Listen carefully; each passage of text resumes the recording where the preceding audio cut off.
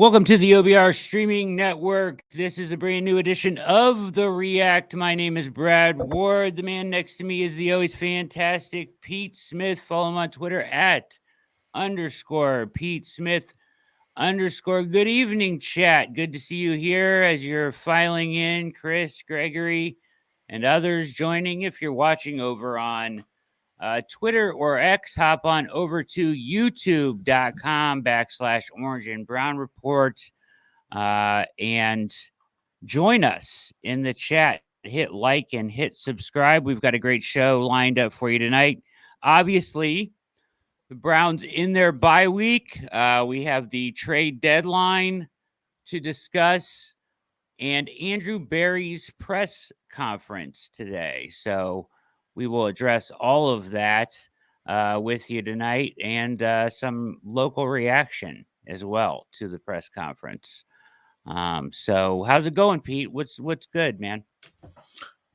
It's nice to be on the bye week, I think, given where the Browns are at. Trade deadline, all this stuff happening at the same time sort of gives the Browns the chance to sort of retool a little bit with the amount of changes they're making to their roster, which is helpful. And they just need to sort of, get it going, get on track, as they are going to come out and face the Saints, coached by whoever the hell the special teams coach is for the New Orleans Saints at this point.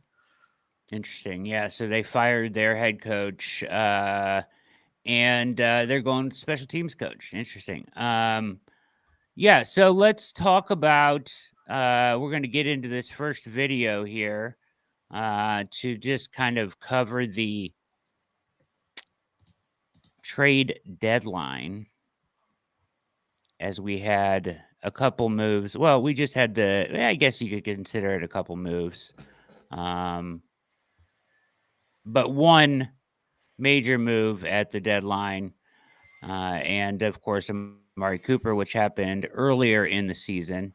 But this is the Rich Eisen show with the always entertaining Mike Garafolo on the Browns trade of Zadarius Smith.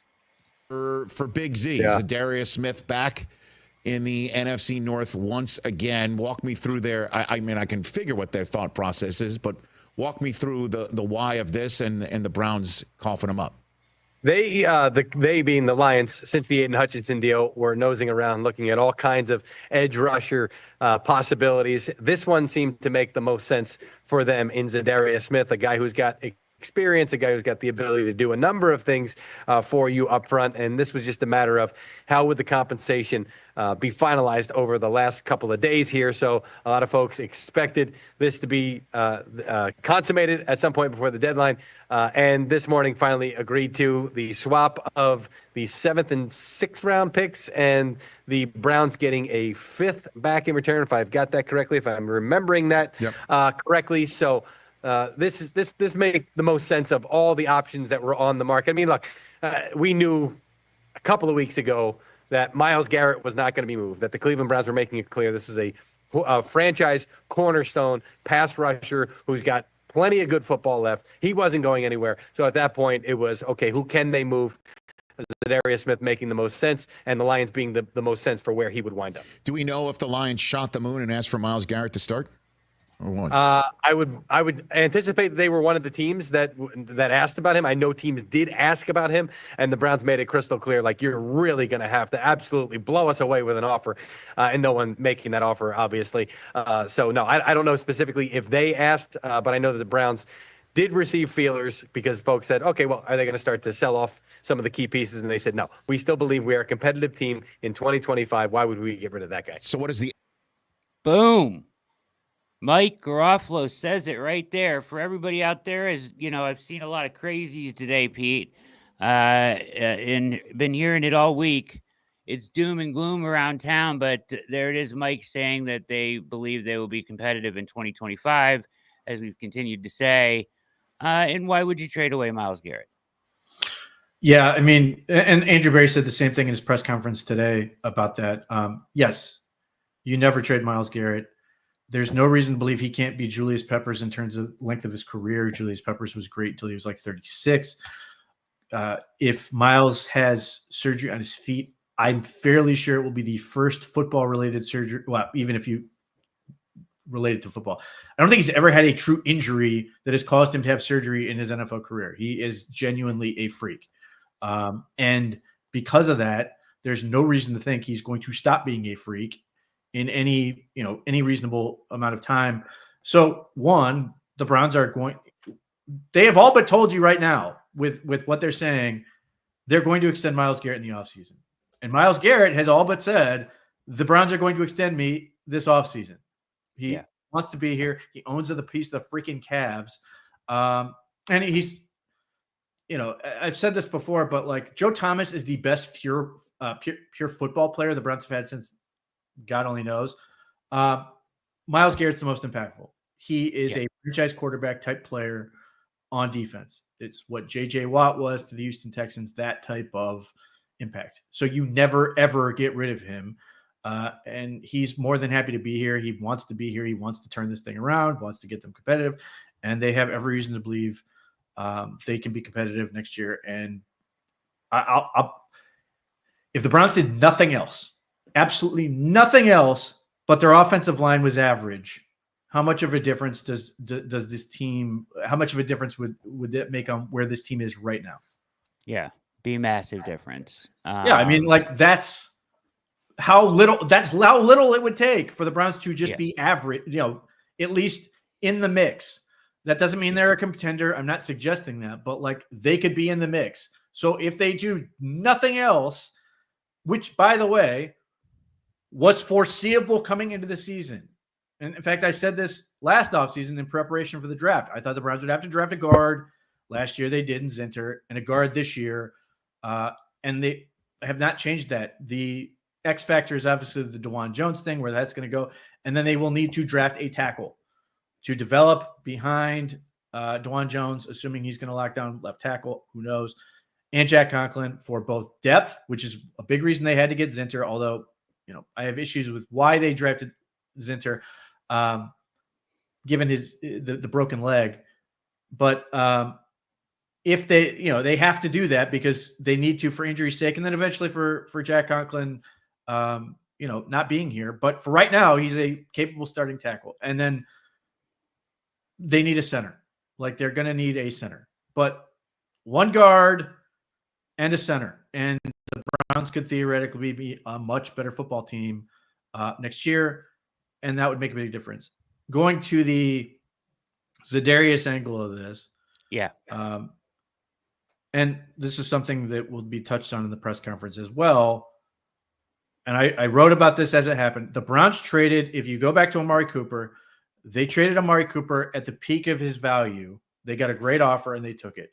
I will concede that I don't think they got the value they truly wanted of Za'Darius Smith. I was a little disappointed with the return, but I understand deadlines make deals and all that type of thing. But in both cases, they had a guy right there who was ready to step in. And with Amari Cooper, Cedric Tillman, who had not done much to that point, but they felt really good about him. And now in the last 3 games, he has, and I'm not saying this to besmirch Amari Cooper, who I think is still a very good receiver. Yeah. He has more yards in the last 3 games than Amari Cooper did this season for the Browns at 255, I think, to 250. And some of that is the quarterback situation. Amari Cooper dropped some balls that would have been worth a whole lot of yards. And they obviously had the bad penalty. But defensive end, Isaiah McGuire, who I'm going to keep saying is good at football, has been playing this whole year and playing well. So you trade Za'Darius Smith and you are going to get Isaiah McGuire a whole lot more reps. And I know he hasn't put up big stats, although he did have that, obviously the big forced fumble against the Raiders that became a Rodney McLeod touchdown. He has made plays, but you're not sitting there going, oh man, all the sacks and all this stuff. I get it. But when you look at him, through efficiency and metrics that like PFF charts, his pass rush win rate is not much behind Za'Darius Smith. I think it's like 16 point something, and Za'Darius got up to like 19.1. And then he was just a really good run defender. Yeah. Sets the edge well. Yeah. Yeah, because that's what he was at Missouri. Like if you watch him play at Missouri, that's what he did. He was a power end who then could rush the passer, had a lot of production, good athlete. production against the SEC, good athlete, all the things, and 21. I love the pick when they made it. I've been touting it since then, and he's playing really good football. Now, his efficiency might drop as he has more reps just because he's being exposed more, but it also might accelerate his development. And you have Ogbo Okoronkwo, who's still here. And then, although he's out for the season, you have Alex Wright, who will be back next year and still be on the last year of his rookie deal. You added Myles Garrett, and that is 4 guys that you are going to want to be part of your rotation next year. So Darius Smith is scheduled to make $12 million next year. He's scheduled to be, 33? And his play has not dropped off to this point, but I don't think the Browns want to pay him $12 million next year when they have other guys that they want to get in the field. If Isaiah McGuire takes, uses this the rest of the season and into next and has a real, takes that big next step, he could start. I don't want to get ahead of myself on that to this point, but he's playing really well. And even the stuff that jumps out on me to tape is he hustles and tracks down plays from behind really well. There's just a lot of good stuff like that, which is sort of the whole thing for me with the younger players on this team. All these people are they're badly coached and all this other stuff. These young guys look great in a lot of this stuff. They're not the ones making a bunch of terrible mistakes. They're playing really good football. And you are sitting there going, man, this is something to build upon. So if you're sitting there going, well, the Browns don't have much talent, and all the guys that are coming up are these second year guys. Mike Hall's a rookie. All these guys that you started building upon, and you're like, okay, I've got an potentially starting X receiver. It doesn't mean he needs to be a star, but he's capable of being a starting X. That immediately changes the whole thing for the Browns. They should still continue to add firepower at wide receiver or tight end, whatever. Pass catchers, more weapons, always good. But somebody who can play on the line, true X, and be effective. Cedric Tillman, to this point, 3 games is not a huge sample size, but looks really good doing it.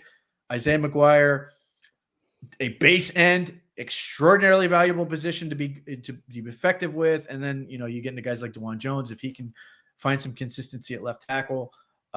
Those are the 3, other than quarterback, those are the three of the prime positions you want to lock down in a draft. And the Browns did that theoretically, if this keeps going, 3rd, 4th, 4th.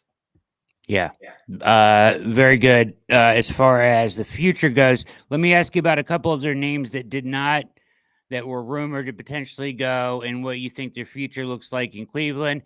Obviously, Greg Newsome the Browns have already picked up his 5th-year option. He'll make around $13 million next year.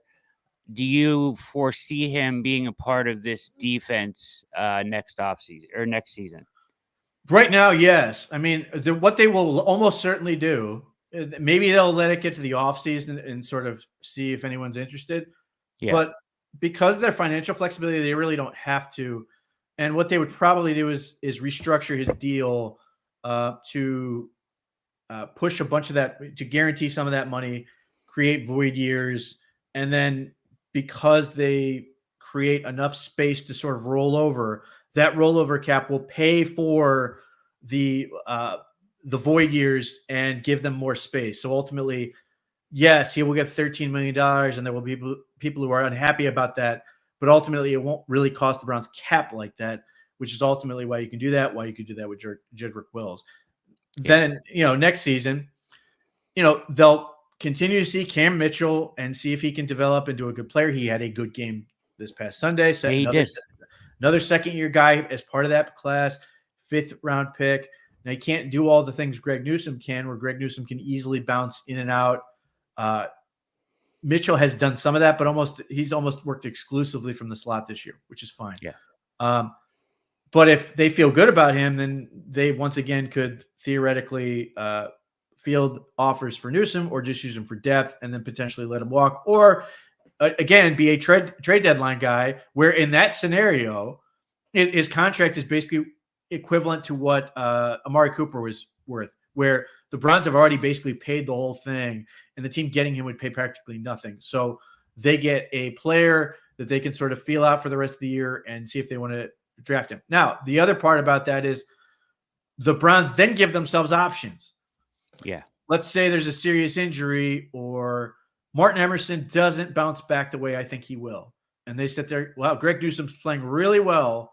They could turn around and say, okay, we're going to extend him. Like they give themselves that option. I'm not suggesting that would be what would happen, but who's to say at this point? And it gives you that additional option to sort of do that. And the Browns as a organization love having options, which we'll get into later. Especially with, the kind of always in flux health of Denzel Ward. You don't know what's going to happen there in the future. You'd like to assume that he's going to be there, but if you have Greg around, at least until then, you feel better about that a little bit. The other guy that was released was Quentin Jefferson. Basically, Mike Hall has taken his reps and his spot on this team. They were unable to trade him for anything or get any return and just released him. Sorry, say that again. Quentin Jefferson, Mike Hall. Quentin Jefferson, they already paid him all of it. Like his remaining base salary, or I should say his base salary for this year is guaranteed. It was like $1.2 million. The Browns have already paid, where are we at? 9 games worth. Yeah. And then he ends up going to Buffalo. So the Browns will eat the $4 million they ultimately paid him. It's whatever, and they move on. But here again, now when the Browns released him, I'm very confident the Browns did the move where they go, "Hey, league, we're gonna release him. We're super serious, but in case you don't want us to, and you don't want him to go through waivers or whatever, call us and give us an offer, and you can get him." And then ultimately, nobody did. He gets released. But the reason he has been expendable is 1, he wasn't playing very well. And 2, Mike Hall came back and Maurice Hurst came back. Mike Hall, more importantly, because he's played really well. Maurice Hurst, not so much this year. And has played well to the first couple games of his career. And that is obviously the future for them. Quentin Jefferson sort of became, I don't know if he was unhappy with the situation. It certainly seemed that way, the fact he wasn't on the field. I think basically they came to a thing like, you don't want to be here. We don't want you to be here. Let's go ahead and move on. And then they've got sort of Sam Kamara, who's, I wouldn't say young, because I think he's like 26, but younger. Mm-hmm. And they can sort of bring him up and sort of fill in that next option and sort of look at him as a possible, potentially Maurice Hurst replacement for next year, or in the meantime, just depth. Yeah. They have a guy named Marcus Haynes, a defensive end on the practice squad too. Mm-hmm. Do you know who he is? Not off the top of my head. I know he was part of the rookie class, but I don't remember where he was. I know he was somebody on somebody else's practice squad all summer before he ended up with the Browns. Old Dominion. Yep. Oh, 6'4", 240. If I can find this out, I think he had like a ton of sacks last year, but ultimately suffered like a serious injury. Injury settlement in Houston, May of 24. Right? So like I think he had some just stupid amount of sacks at Old Dominion, and people were like really talking about him, and ultimately he suffered the injury and sort of knocked himself out of really being a consideration in the draft. But like, he had a bunch of buzz, and I think that, this is, to me, this is sort of how you should take injury guys. Yeah. This is the scenario now, because they have a really bad track record of working out, as we've talked about before. Like, I know people will try to talk the Browns into drafting a number of guys who have had serious injuries. The kid from ECU, who was a phenomenal talent, the corner Ravel. The Ohio State tackle, Josh Simmons, who phenomenal player, but tore his ACL. People are going to try to talk themselves into it. I mean, and again, we'll talk. Zach Zinter broke his leg, and broken leg's a little different. Now, granted, it's not a great injury if you're a big guy, but that's typically with broken bones, you feel better about your chances of making a full recovery. Now, I think I've sort of talked about this. I think the broken leg really hurt him in the offseason. And I think he is doesn't have the lower body strength he would normally have. And by virtue of that, I think you're seeing a power deficiency this year in the NFL. I think the Browns took him with the expectation that he was not going to they were hoping that they wouldn't have to use him this year. Yeah. And unfortunately that's what they ran into. And I don't think he's where, I don't think he's where they need him to be, unfortunately. Now, right now, at least they're healthier there, and Wyatt Teller's playing. So hopefully this is helping him get a little bit more acclimated. But that's an issue. I did notice you mentioned Sam Kamara, but they also are carrying Jawan Briggs and that on the their practice squad as well. Yeah, and look, Jawan Briggs, more of a nose, which is fine. I mean, I think that's a guy that a position they need, and here hope Jawan Briggs is able to stay with the team long enough that nobody wants to grab him, that he can sort of get comfortable. And then, again, defensive tackle is such a difficult position to play in the NFL. To then come back in year 2, the Browns love him as a person. He is extremely professional, positive attitude. Good. Yeah. He has, he's married with 3 kids. Like he knows what his life has to be. He has to be a professional. He understands what's at stake for him. And he has, since he was at UVA and then Cincinnati. Like, you're not sitting there worrying about what Jawan Briggs is doing at, when he's going to be in the offseason. You know what he's going to be. So they really like what he can be. Again, can he get up to where they need him to be? Because even last, in the preseason, we were watching him. He didn't do much. I mean, him and Siaki Ika seemed to have a bit off in terms of who is least effective and bringing up the rear in those late reps in the game where nobody, they still weren't able to do anything against guys who weren't going to be in the league. Yeah, absolutely. All right.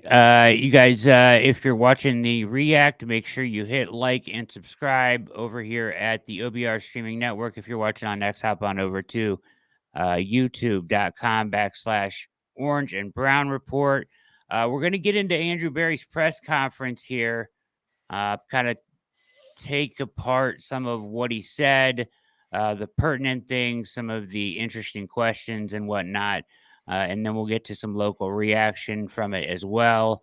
We appreciate you being here to watch the React. That's Pete Smith. I'm Brad Ward. Let's get into this, as this is the bye week press conference with Andrew Berry. Good morning.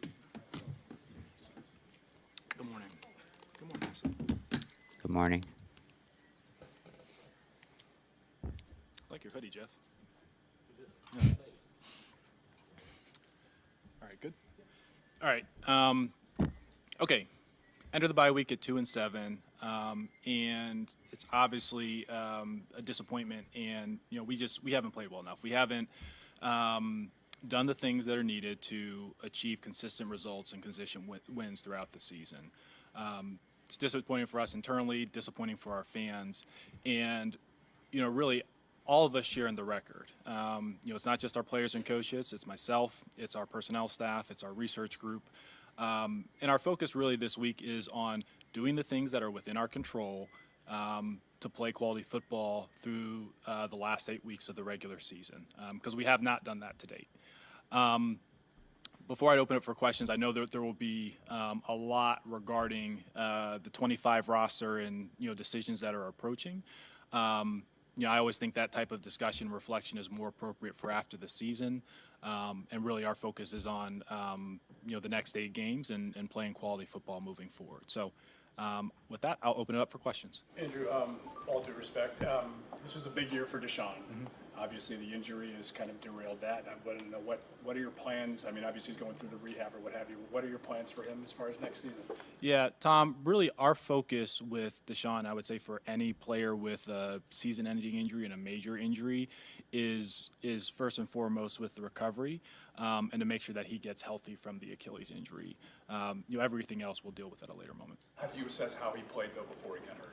Yeah, I would say more broadly, Tom, we didn't play well. We haven't played well as a team, and we haven't played well as a unit on offense. And I think oftentimes when you don't play well on offense, obviously your starting quarterback and your play caller will get the most. You will get the most criticism.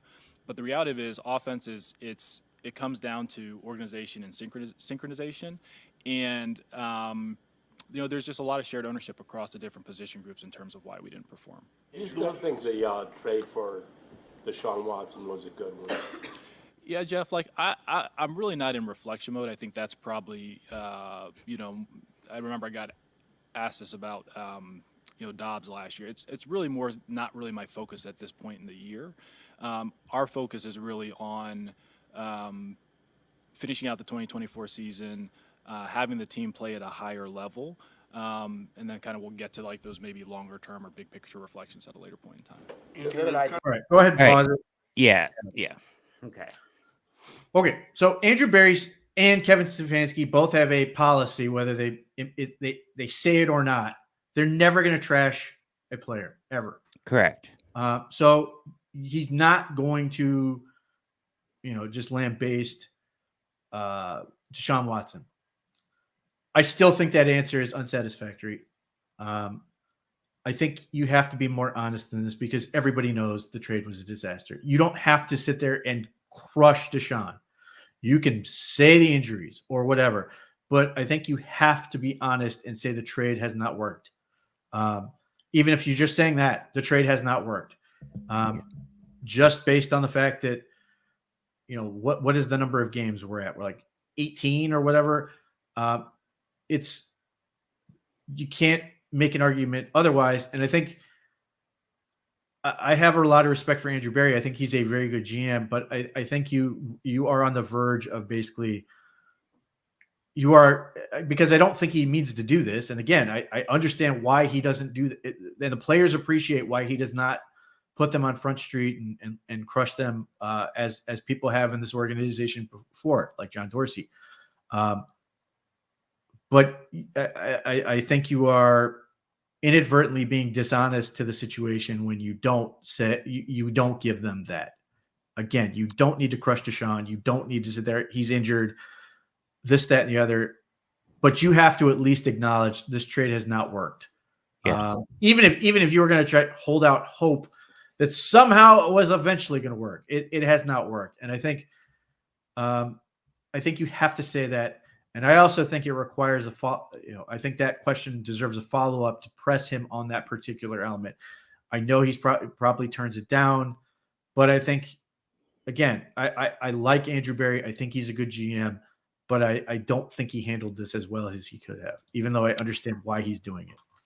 Yeah, agreed. The phrase "not in reflection mode" is not ideal, right? Like, you're at a press conference at the bye week. Why else are we really here, right? Like, let's talk. He doesn't, like you said, he doesn't have to blast anybody, but he could say, yeah, we're disappointed or whatever with the way things have played out with Deshaun to this point, or something to that effect. That's not insulting the player, but I agree with you. A candid answer here would have gone a long ways.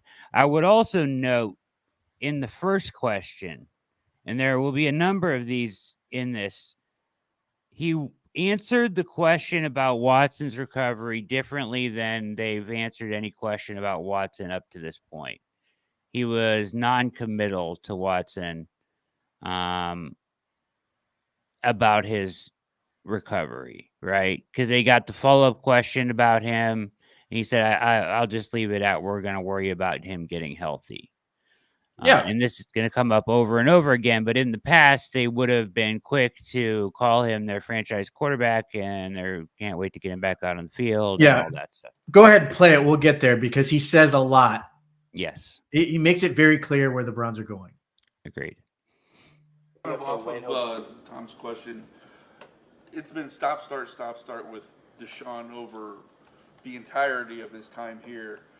How difficult does that make a true and accurate evaluation of the player and where and the projections of what he can do going forward? Yeah, Chris, I mean, it's certainly less than ideal. Availability is a big part of it for any player. But again, it's also the NFL. Like you're at times not going to have all your starters in every phase. And our jobs is still to produce, despite that. And at least through the first 9 games of the season, we have not done that. Given the record this year, given the obvious salary cap situation, it's pretty obvious you're over the cap going in, and given the state of the quarterback situation, what hope do the fans have that they'll see a playoff season in the near future? Yeah, Tony, I think, number one, our focus is on in the short term and the long term. I'd say short term, playing good football here down the stretch, and making sure that we make the adjustments over the bye week that'll enable us to do that. And in terms of longer term planning, we never look at it just in terms of like in a vacuum, in a single year focus. We'll have the resources and we'll be able to make the adjustments that allow us to continue to build the team and the roster. But again, that'll be more of an off-season focus than something that we're talking about at the bye. Andrew, was the decision to trade for Deshaun Watson yours, or was it your idea, or was this a mandate from above? Yeah, I'd say this, Mary Kay, like we've always said, all of us were on board. Everyone's on board, and obviously with a big commitment in that regard, like that's always going to be the case. Andrew, what would you say to fans that watch backup quarterbacks come out and throw for 300 yards in games? They're watching Baker Mayfield have success in Tampa Bay, and Deshaun struggles to throw for 200 yards in games. Like, what do you say to fans that watch that and can't really understand what's going on?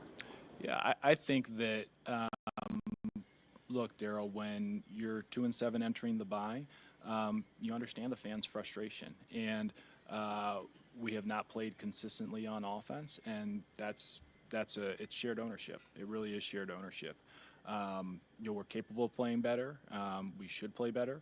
And like I said, we're going to make the adjustments necessary to and improve our performance throughout the next 8 games, and then obviously make the adjustments to make sure we're not feeling this way the first 9 games of the year moving forward. Yeah, to your point about the consistency on offense, I mean, you guys made so many changes in the offseason, and now Ken's calling plays. I guess, why do you think there are still those inconsistency issues or new issues compared to last year when you guys made so many changes with the hopes of everything improving? Yeah, actually, I don't think, number one, if it was. Okay, I forgot it stops working here for a second. So asking questions like that in this scenario is really difficult.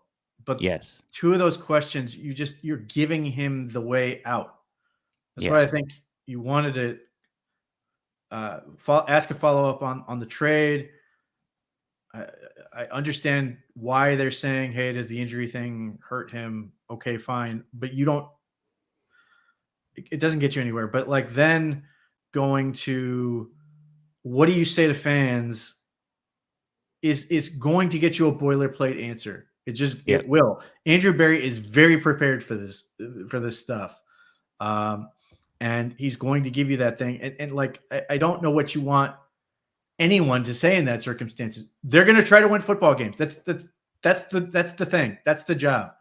So I don't know what is going to help in that situation. That's why I think part of why I think you accept at some point they're going to have to own the trade, like in public, and they will. Yeah. But I think this is where you can start to like ease your way into that, as opposed to making it its own event of saying, hey, this is going to be the press conference where we really eat it. And then you're asking, why didn't the play caller fix the problem? Well, maybe because the play caller was never the issue in the first place. We talked about things that I think the play calling ran into, but the play calling doesn't block anybody. The play calling doesn't run routes. The play calling doesn't snap the ball when guys are moving. Like, these are the things where you sit there and go, you focus on the wrong crap, and this is what you end up with. I've tried to talk about this endlessly, like even in the offseason, as much as I've said Kevin Stefanski is a really good play caller, I'm not going to mess with it. Play calling is not that critical of a factor. Players don't care. And if you're worried about like what is actually going to make a difference, fans are way more worried about who's calling plays than players are. So it tells you right off the bat, it's not that big of a deal, but we insist on focusing on it. And oh my God, 2 play callers. And basically it's the same because there are no 2 offenses. There's the only thing that really changes the offense is who's in a quarterback, because the quarterback has first right of refusal on anything. But overall, holy crap, they ran the same offense. And Joe Bitonio came out and basically deadpanned, said, "Yeah, we're running the same plays." Like it's not a big deal. So what's the answer? Well, I'll tell you, it's injuries for one thing. Somebody asked me about this on Twitter. It's like I'm trying to come up with the offensive players who have not missed time due to injury this year, and I get to Bitonio, Judy, Tillman, and Elijah Moore, and then I'm at like Jordan Akins. Like I think that's all of them. Like that is an insane way to operate where you are constantly shuffling your lineup. There's no way to get any continuity whatsoever. And it just kills a football team. The fact that they are not good on the offensive line, in part because they have no continuity. These are the real issues and the things they're going to have to fix. You know, hopefully the bye week gives them that time to really get things back in order to where they want to be now that they've had some time. Jack Conklin's back. Hopefully White Teller's going to get healthier. Maybe Joe Bitonio with a little bit of rest. Maybe even Posick with a little rest will be healthier. DeJuan Jones getting over the shoulder, hopefully in time and getting a little more acclimated to that left tackle spot, that maybe they will see some improvement. But more than likely, it's going to be an off-season thing. And if they can address it, I think just doing that, nothing else, would make a big difference. So, like, this is where you end up. Why didn't the change in play call fix anything? Because it did not miraculously heal everyone who has been dealing with injuries. And that's ultimately what the Browns really needed. Yeah, and I would make he's not going to answer this way, but on the week that you did change the play caller, you changed the quarterback, and it made a massive difference. So, in that week, this whole shared, what's the phrase he keeps saying? Shared responsibility, shared whatever. Right. He uses a bunch of times. Well, it's really aggravating. Let's be very clear. I understand why it's frustrating to you, but it's important because you've seen it. I know you've seen it. What is the talk? What is the conspiracy theory about the various elements going on in this franchise? Well, owner got involved, and then you got this weird thing where Andrew Berry was somehow going to try to get Kevin Stefanski fired, which made no sense on his face, but I still see it. Like, this is them saying, look, man, this is on all of us. And they said this with the Deshaun Watson decision. It's on all of us. They are not going to break on this. You are not going to get them in a – he's not going to turn around, well, man, Kevin Stefanski really wanted Deshaun Watson. I was against it, but, Kevin Stefanski really wanted that guy. And I just couldn't stop him. Like, this is important. Like, we've seen this in past regimes where you saw these fractures, or you get Mike Silver getting the Hugh Jackson version of events versus somebody else getting the GM version of events. This does not happen with this organization anymore. And it's important that it doesn't happen. So, I completely understand why anybody would be frustrated hearing the same crap over and over again. But they hammer this home because they want people to understand it. And they're telling you to stop with this conspiracy crap because it's baseless. And we've gone over this and over this and over this. And there are people who are still never going to believe it. But they are on the same page. It's not going well right now, but that doesn't change the fact. And the fact that it's not going well and they are on the same page continues to be important. Yeah, and I have less of an issue with him using that phrase when he's referencing him and Kevin and Jimmy. I have more of an issue with him using it when he's talking about like why the offense hasn't worked. Well, it's a shared, whatever. Okay, well, yes, it is.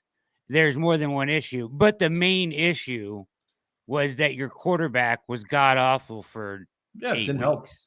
Didn't help. And again, he's not going to take that bait and go, well, the quarterback sucked. I mean, obviously, he really sucked. Yeah. It's just annoying at this point. Yeah. For sure. All right. I understand why you can't do it, though. All right. Let's see if this is working now. Come on, guy. All right. There it goes. Where does it start?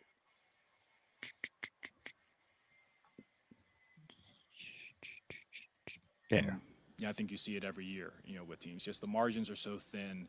And then honestly, with just the way that our sports works with player procurement, I don't think it's not like we're drafting a 16-year-old kid who's, got to play 8 years in the minors before he comes and produces or something along those lines. So, no, I think generally you don't necessarily have to see those pivots in our sport. Do you think the roster is as good as you thought it was entering? What's that? I have no idea how Cleveland got to this point where they seemingly do not understand how the NFL works.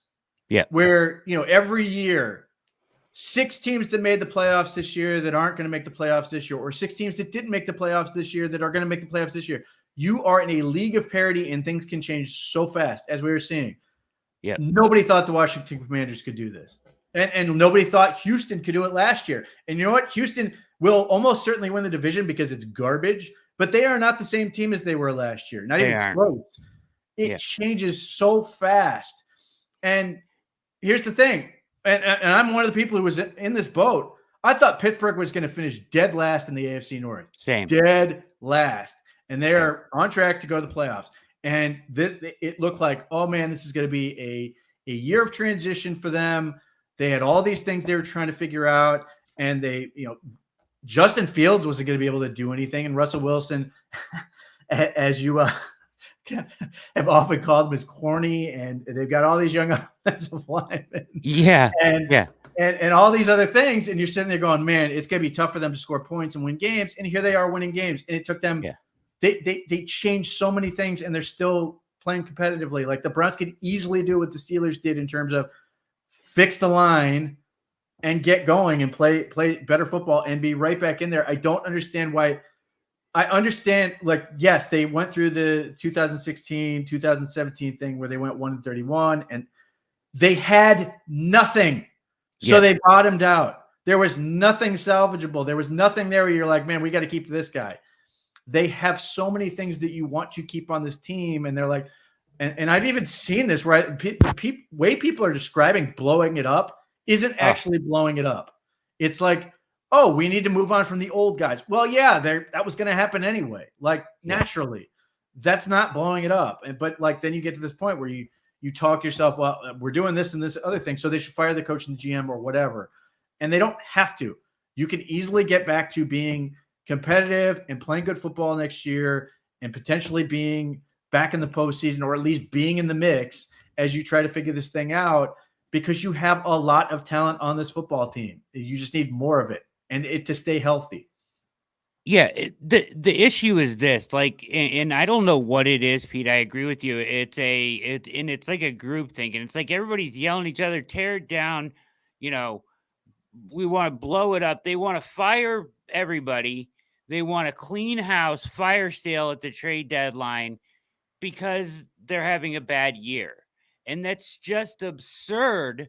When it's taken you some time to build this roster to where it's at, it's never as bad as it seems. All right. And it's never as good as it seems. Like it's somewhere in the middle. And in this league of parity, you can turn it around with just a couple right moves. And the difference between, like, I don't think that the result of 2-7 is necessarily an indictment on the talent on the roster, like people want to say. Like, teams can go 2-7 for a lot of reasons. It doesn't have to necessarily be all talent, right? So, and I just have this, I don't know what the obsession is with taking this thing and wanting to blow it all the way back to 16 and 17 again. Like, it's not needed. You don't need to do that to move forward with what they have. And I just don't, there's this fatalistic approach that I hear on the radio all day, every day for the last 3 days, and I can't take it. It's insane. It's blowing my. It's very fatalistic. It's like we got to fire everybody. We should be selling off all our good players. Myles Garrett and Njoku, get rid of them all. Start over. Like, this is what people are saying. It's insane, and I don't understand it. Now, some of this is because of the salary cap. It's complicated. It's difficult to understand. Most fans don't want to have to understand it. And then people who don't understand it or don't understand what the Browns are doing with it tell you, oh, the Browns are going to be in cap hell for the next X number of years. The Browns are going to be the Broncos. The Browns are going to be the Saints. And they aren't. Like, they are genuinely not going to be this thing. And Jack Duffin does a great job in breaking this down, including correcting people constantly who get it wrong, who don't pay as much attention to this. They have the ability to operate. And I think for a large number of people, they're not going to understand that until the Browns are doing things. But we've dealt with this for the last couple of years. We're like, oh, man, they're not going to be able to add any new players. And they bring in a whole bunch of new players. And that includes people like in front offices. Like, there are people who don't, people who claim they know what they're doing for in this job that don't seem to understand, which is one of the reasons I think you potentially run the risk of getting yourself into real trouble if you actually fire Andrew Berry, because he's put this thing together in a way that, like, they're not everybody's equipped to sort of deal with it. And he's in that Howie Roseman school of planning these things out, and they've been able to spend more money on players, which has allowed them to be, to continue adding players, to keep players, to do all these things. And there are going to be people who are going to sit there and insist, and I still get this every day, tell me, well, man, the Browns are screwed for 2 years, when they aren't. They will be fine. Now they have to, pivot effectively. There are things that they're real challenges they have to get right, like quarterback and some of these other things. But, like, still, they can operate. They are not the Saints, who fired their head coach and are going to have to deal with this. But they didn't fire their GM, who's been there forever. The Broncos did structured their stuff in a way where they could bite the bullet 1 year and sort of deal with it. The Browns have not done that. The Broncos weren't spending nearly as much money in that capacity, or I should say, not in a way that sort of had drug it out. The Browns have been planning this around their core guys. It is really difficult for them to unmoor themselves from these guys, which is why, the people talk about, oh, the Browns could trade David Njoku. It made no sense. They were going to fast track $20 million of dead cap into next year, and then also have to replace this guy they didn't have a guy for. Like, let's blow a hole in our roster, make the financial problems bigger, and then have to find a way to make it somehow work. And then this is going to work better on the other side. Well, it's not. So they're not going to do this. Is why the alleged fire sale ended up being two guys, one of which had already been gone for several weeks, who weren't going to be here next year. And they have young players in those spots playing well, ready to step up. Yeah. I guess I think you nailed it when you said that there's just a lack of understanding of where the cap situation is. It's like, and it's not fans' fault, because even to your point, even national media talking heads just spew the raw numbers at people and talk about how they're going to be in cap hell forever, right? And that's not necessarily the case. Yeah, they can pivot. They have to do it well. It's going to be a challenge. I mean, so many of the needs they have were needs that you could easily project from last year. The one notable exception is obviously quarterback, and that's a big one. But overall, they can be perfectly fine to pivot and go from there. Chris keeps asking this. I want to answer this for you, Chris. What if we just said to hell with it's a hard cap, so you can't say to hell with the cap. It's a hard cap in the NFL, so you can't just say to hell with it and go over it. There are restrictions there. His question, Pete, is what if we just said to hell with the cap, like the Yankees did in baseball, and just started, I guess, spending over the cap? You can't do it. Well, I mean, they are by virtue of what they're doing with the adjusted cap. That's why the rollover is so important, that they are able to spend more than other teams. That's also why they've sort of built in this bubble that allows them to sort of eat the Watson money and still spend money comparable with other teams, because there are other teams who are just not spending as much as the Browns are on a year-to-year basis. The Pittsburgh Steelers are a good example. The Pittsburgh Steelers never have extra cap because they all are consistently spending basically to their normal where the normal cap is. So year in and year out, the Browns actually have the ability to spend more than them, so they can absorb the Watson contract and still be more than competitive with everybody else. All right, here we go. Continuing on, you're watching The React. That's Pete Smith. I'm Brad Ward. Hit like and subscribe down below. This is Andrew Berry's press conference from today during the Browns bye week. Yeah, like again, Scott, I think that's probably more of a reflection for after the season. I mean, look, at 2-7, we haven't played well, and in the NFL with the margins being so thin, it's not always just about talent. It's also about team building and how we marry everything on Sundays. But again, those are all things that we're looking into during the bye week, and obviously we'll do more analysis after the season. Are you confident that you and Kevin, I know you guys are in the first year of your extensions, are you confident that you guys will be given the opportunity to see this thing through going forward?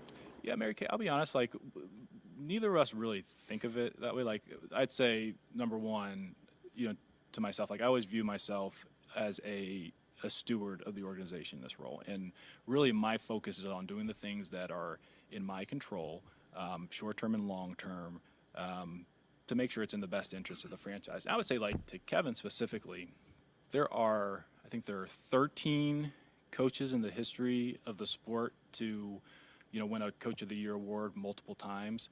10 of them went to a Super Bowl or an NFL championship, 6 of them won one, and 7 are in the Hall of Fame. And he's the second fastest to do it. Like, Kevin's an outstanding coach, and he's absolutely part of the solution with everything. Wow, mic drop moment. This is not a second guess. I want him to be educated. Mm-hmm. Why did you push that Deshaun money back? To next year when you were under the cap. You know what I'm saying? So, can you explain that? It's a great question, Jeff. I think you know me well enough that I don't talk about those issues, in this setting. I do understand that it's I wish he would. I'll be honest. I wish he would really actually explain this.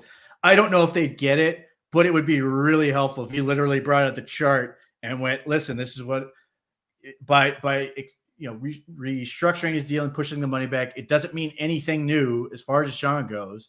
It means everything as far as being able to continue to, I like his phrasing, player procurement, to keep guys and keep adding. Like, in order to keep the players they want on the roster now and to keep adding players for the future, they have to do this. If they don't, you're sitting there going, well, Deshaun Watson's contract runs out faster. Well, yeah, and you lose guys you cannot re-sign because that money is no longer there, because you can't now. Not only is that money gone in terms of the cap right now, but then you don't get to roll over that money. So, I think the Browns are something like $50 million of cap, but it might be close to 60.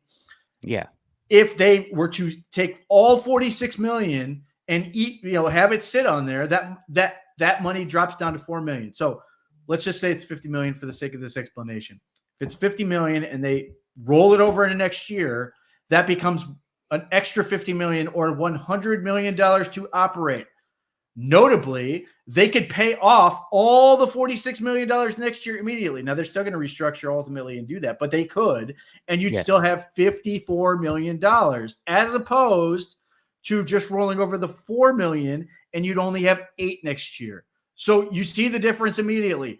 $54 million in combined, adjusted, and real cap versus $8 million. So not only does that $54 million, it's you're losing a total of $46 million. Those are players that you cannot keep. Yep. That you now have to let go or come up with that money. Now, you can make a case that there are ways that they could do that. They could move on from Joel Bitonio. They could move on from Wyatt Teller and probably some other guys like that and come up with that money. But instead, they don't have to do anything. If they want to move on from somebody, hey, it's extra space. But they get to operate in a position of strength and be able to sit there and go, hey, this is a great opportunity. I want this guy. So, for example, they made the Jerry Jeudy trade, or they made the Amari Cooper trade, or they made the Zadarius Smith trade, giving up 5th-round picks, 6th-round picks to get guys that other teams could not afford to pay, because the Browns do this process to give them the ability to to absorb these contracts and get good players that they otherwise would not be able to get. That is why you keep doing this. And you can sit there and be very frustrated. This spot track's not very good. I would use over the cap, but nevertheless, nevertheless, either way, you end up in a scenario where you get to spend more money, and you're sitting there going, "Oh man, this makes the contract for Deshaun Watson last forever." Money now is worth more than money in 3 years in the NFL. Why? Because the salary cap keeps going up and up and up. So $1 million right now is worth more than $1 million in 2026 because it takes a smaller portion of the cap. And the Browns are not the only team that does this. The Eagles do this really, really well, and they have the same exact thought process. Is they continue to do these things where they push contracts out because money now is worth more than money later, and it allows them to operate more, operate from a position of strength, all this other stuff. I wish I could explain this better with charts. Jack does a great job covering it in print with charts that actually help you out, but ultimately it just allows the Browns to operate more. And you sit there and go, man, we're going to be stuck with Deshaun's contract forever. It's irrelevant. It's cash they've already paid. It just comes down to how they've already paid the money. Now it's how do they account for it? Last Thursday, I had Jack on All Eyes on Cleveland for a half hour for just this reason. If you really want to see it broken down with charts and everything, he does it. I'll put the link in the description below. It's very short. It's like 20 minutes. It breaks down the way the Browns will get out of the Watson contract and how the money, by restructuring, kicking the can down the line, it impacts your total salary cap room less and less with every year that you can extend it. As long as this, the pandemic's the one exception where the cap shrunk.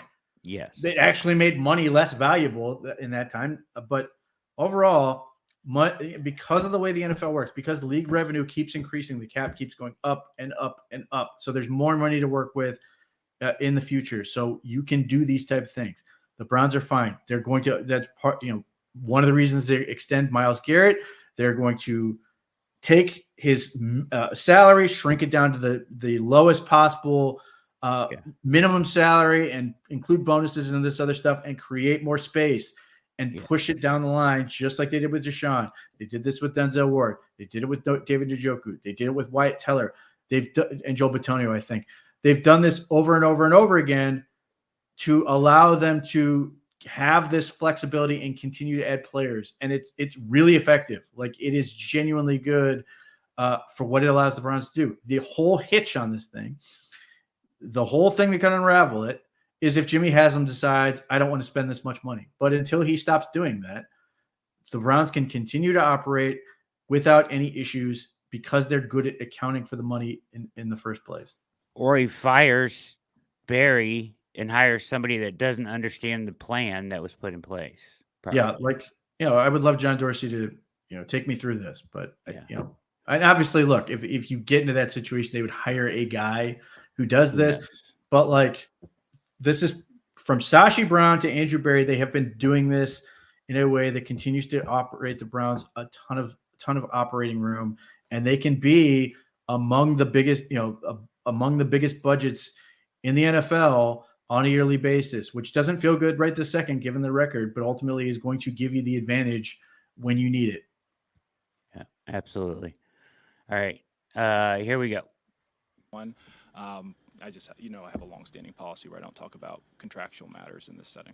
Andrew, what was the driving force behind the off-season offensive coaching changes, and why were they necessary, and what can you say about the results, considering this offense now ranks at the bottom in just about every meaningful metric?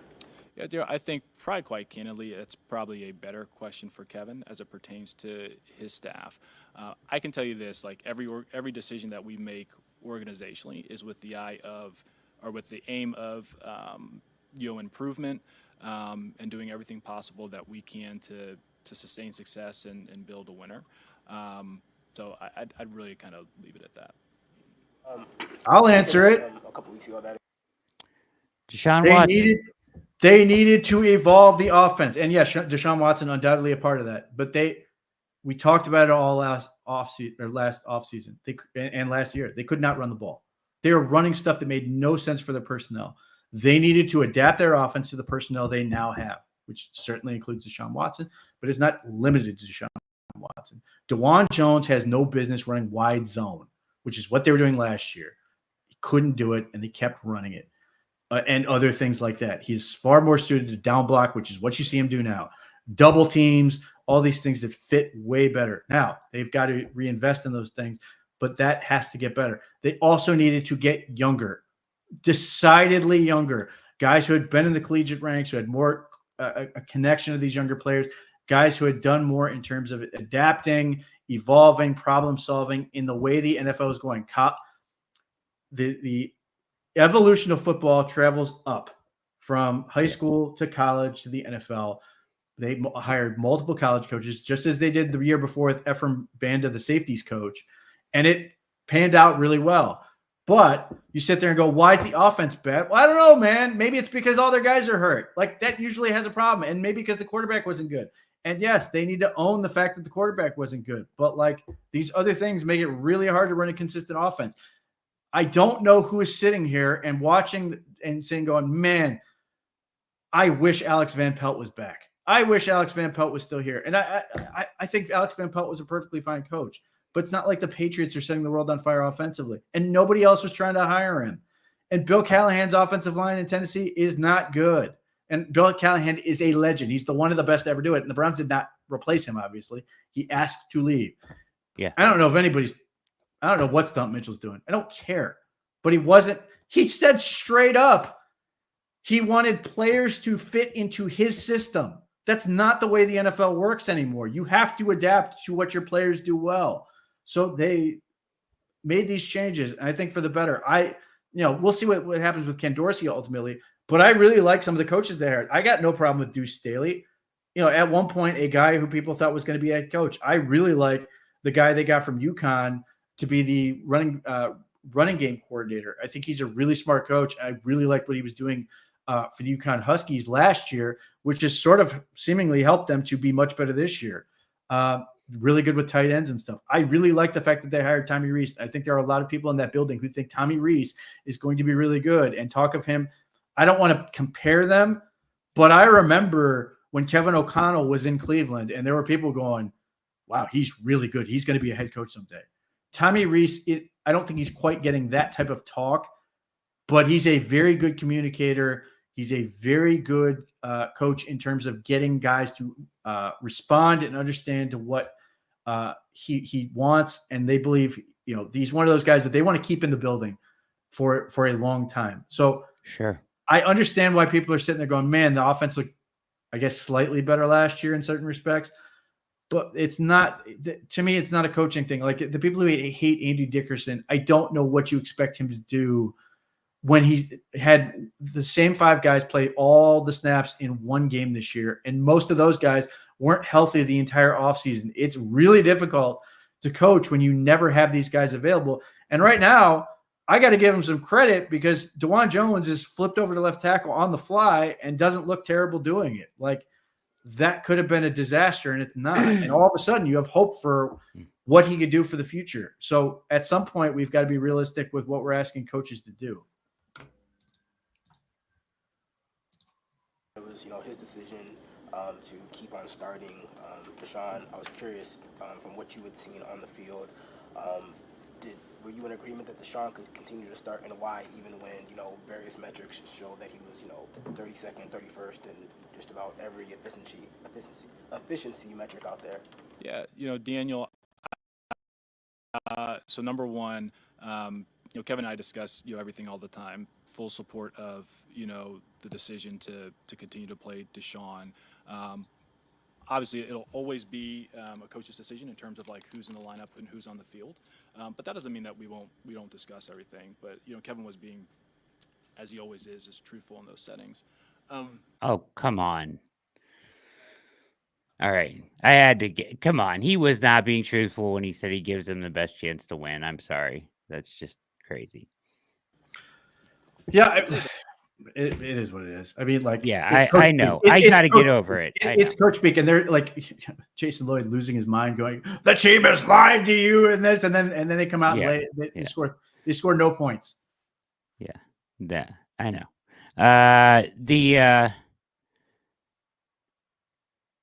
I was gonna say, MCS is AB the cap guy or is it DePodesta? So DePodesta does not manage the cap.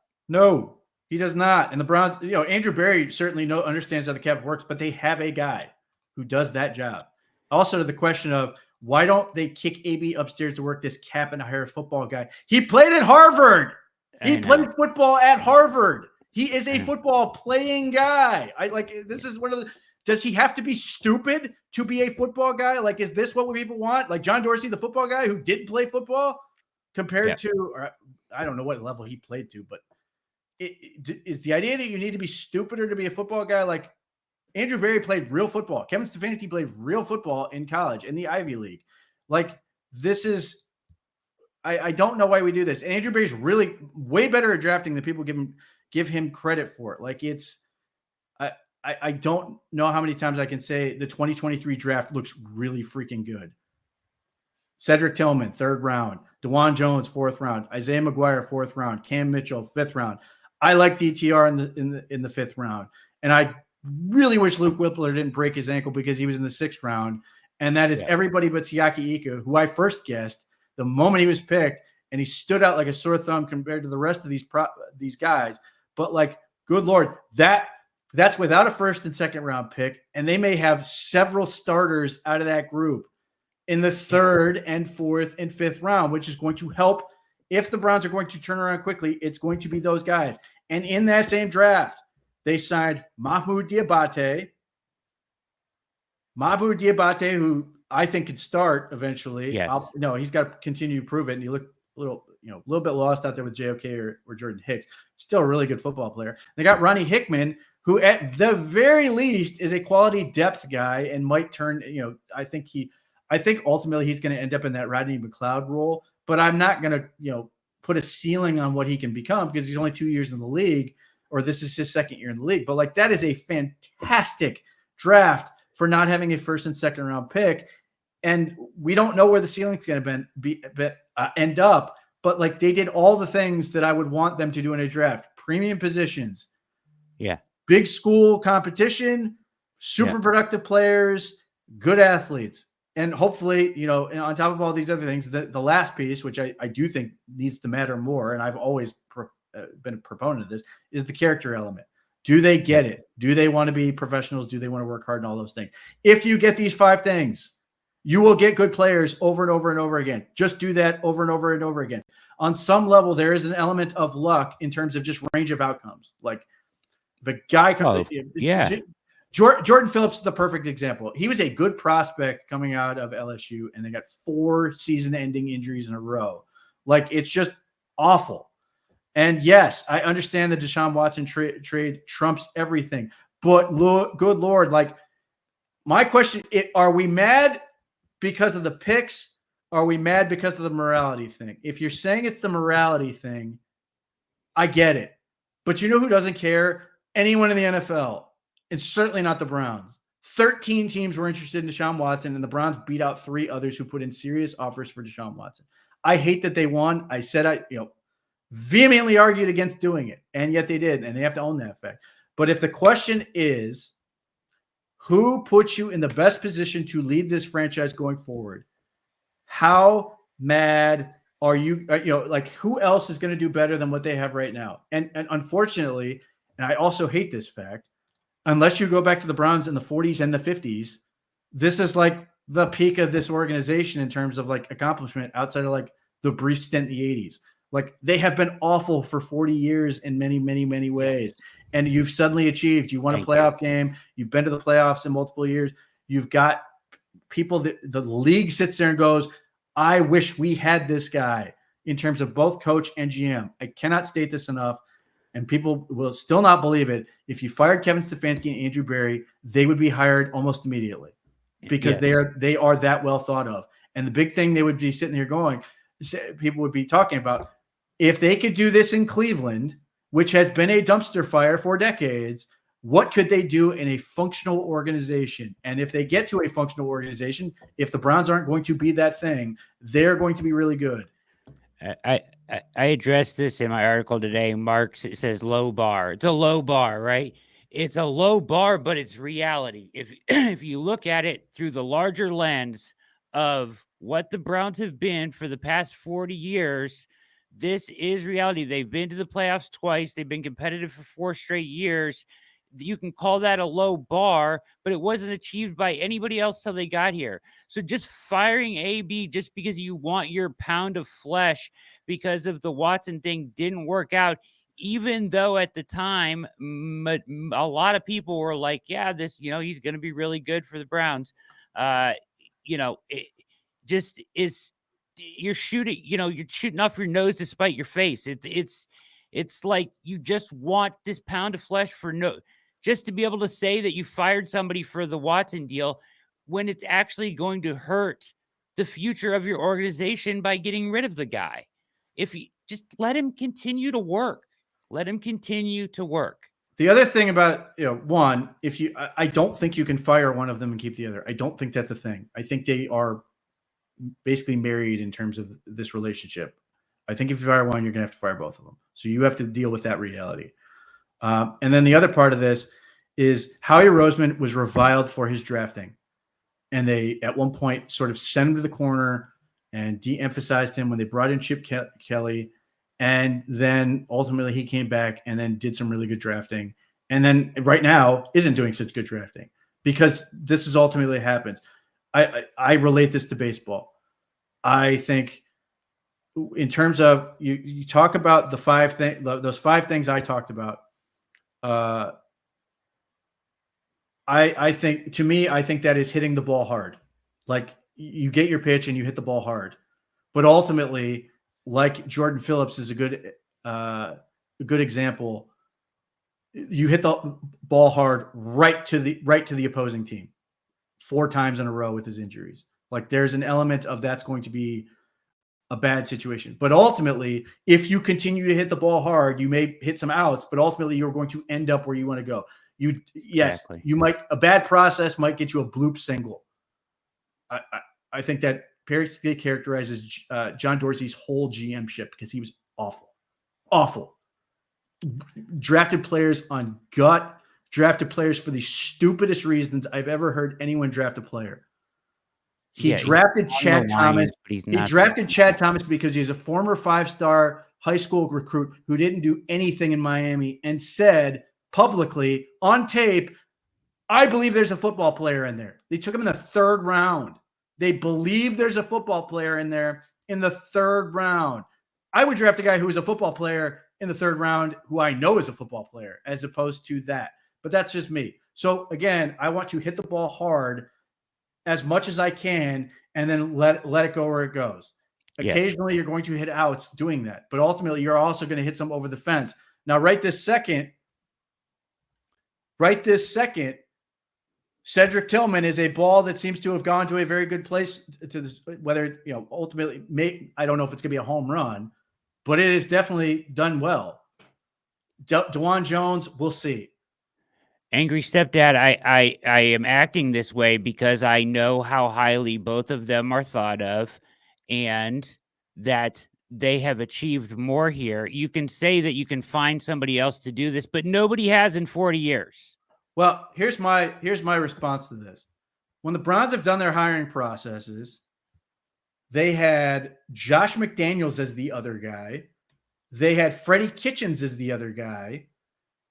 And that this has been their process to this point. And here's the thing. If you fire these guys, who again, the rest of the league is going, wow, those guys are doing that in Cleveland with Jimmy Haslam as the owner. Who is going to want this job that you think is going to be good? Or are you hoping that the mystery box is just going to produce somebody that's going to be great somehow? I cannot overstate how grateful the Browns need to be that Kevin Stefanski was willing to apply for this job twice in a row. He could have easily said, they hired that guy over me and just walked and never looked back at the Browns after they hired Freddie freaking Kitchens. And who hired Freddie Kitchens? John Dorsey, because John Dorsey thought he could control him. Great GMing. And Andrew Berry was a guy that Sashi Brown hired super young, like 26, I think, when they got him from the Colts. And he bought into what the Browns were doing. He, liked the opportunity, and they almost blew it when he went to Philadelphia and learned from learn from Howie Roseman, and they were fortunate to get him back. So, like, this is where the Browns have been. And no, it's not one of 32 because you keep seeing people take bad jobs at bad organizations and suck. And it keeps happening. And ultimately, you come back to the same place. You end up in a situation where you go, that job sucks. The Raiders' job sucks. Right now, they're not going anywhere until things get changed. There are a lot of these jobs where you sit there and you go, this is going to be bad. Now, let's compare the opposite end of this. Somebody the Steelers hire, you immediately go, oh, he's going to be good. Because they have consistently been able to do this over and over. Baltimore, who hired Sashi Brown, they are consistently good at this stuff. Like, at some point, you have to realize who you are and stop trying to change everything because you're upset. And I totally understand that emotion. I totally understand why people are frustrated and being 2-7 sucks. It's not fun for me to be 2-7. I'm going to come at this as much as I can with terrible. the most honest way to evaluate things. So, like, the people are like getting this nihilistic thing where trading Amari Cooper is a waste of time or trading Z is a waste of time. Well, Andrew Berry said it himself. You have to operate in the control the things you can control. He can control the things he can control and get draft assets. Got a great trade for Amari Cooper. Fantastic value for Amari Cooper. Z, not great. But at least they had a guy behind him ready to go. So I'm going to look at this. And listen, I will. So the question, so you wouldn't take a job at the top of your profession. I'm an assistant coach in high school football, and I've seen people take bad jobs because they were offered head coaching jobs, and they ruin their career by taking jobs that they could not win because they go, I was offered a head coaching job, so I took it.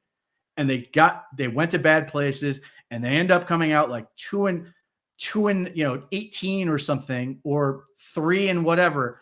And then they are trying to apply at other places. And the first thing they look at and go, well, this guy was 2-18 at the last place. I'm never hiring this guy.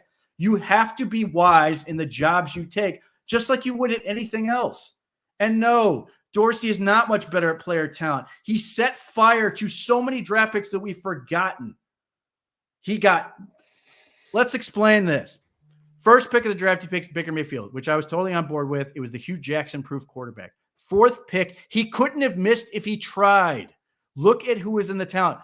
Roquan Smith, Jairi Alexander, a number of players in that group. Quentin Nelson, I believe, was in that draft. You have to go to like the 20s to find a player who was bad in that thing. And the Lions are not. Alec, he's not the GM of the Lions. He's not the GM of the Lions. And he joined halfway through this roster was already built. He also is a consultant. He has look, I think he's good at what he does, but ultimately they don't let him make decisions for a reason. In that same draft, they got Nick Chubb. He wanted Rashad Penny.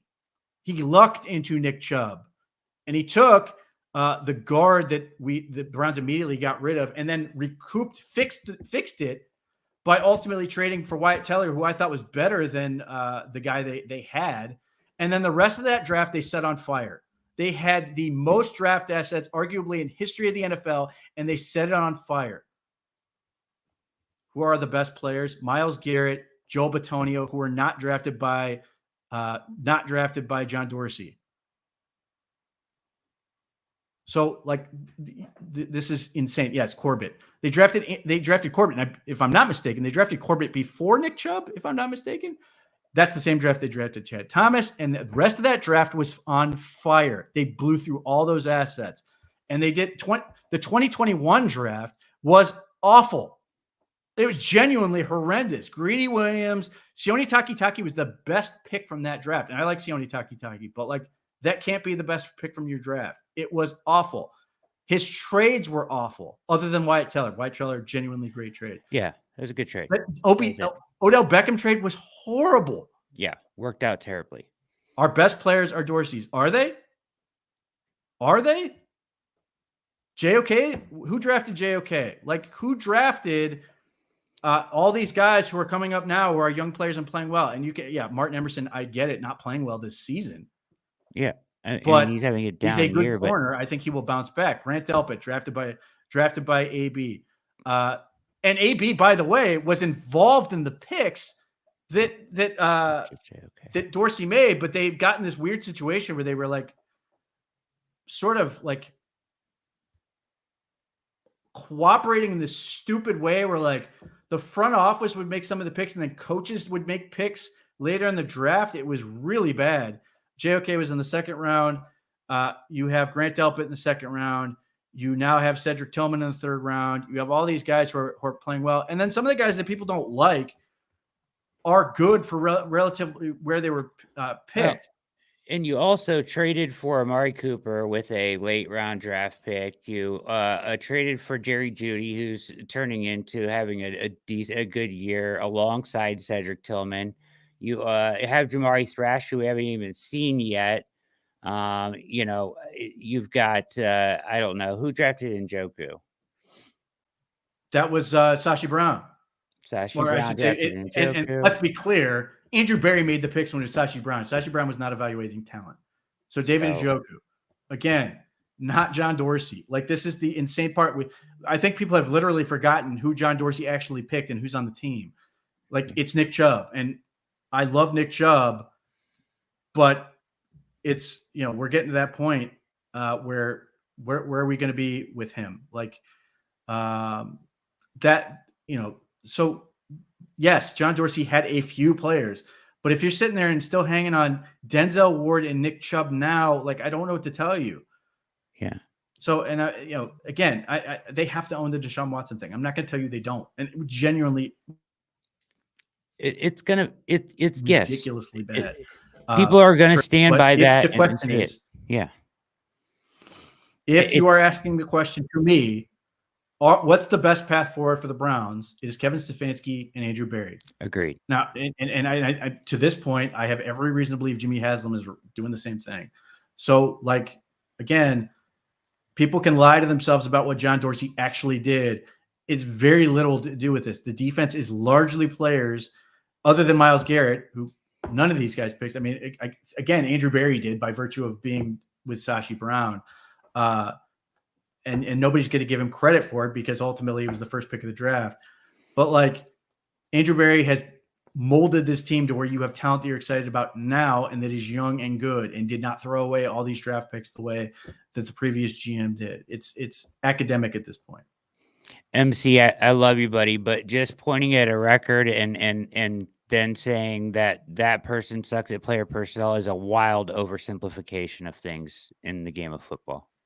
Yeah, I mean, if you go with you are what your record was, well, they were 11-6 with five different quarterbacks. Like, I mean, crazy. It's an incredible overachievement relative to what they were dealing with. But like, injuries suck. I hate it because if we just go off player personnel, the 49ers are the best team in the league, but they aren't because they're injured. They're dealing with it. So like, welcome to football. It's a physical sport, and a lot of it is just surviving longer than everybody else, which is why you're seeing teams fall apart over and over and over again. But like, the fact that people are still lying to themselves about what John Dorsey actually did and how just disastrous he was in terms of running an organization and everything else and hiring dopes to work under him and trying to tell the coach what to do and play him like a puppet. It's crazy. All right. Good stuff.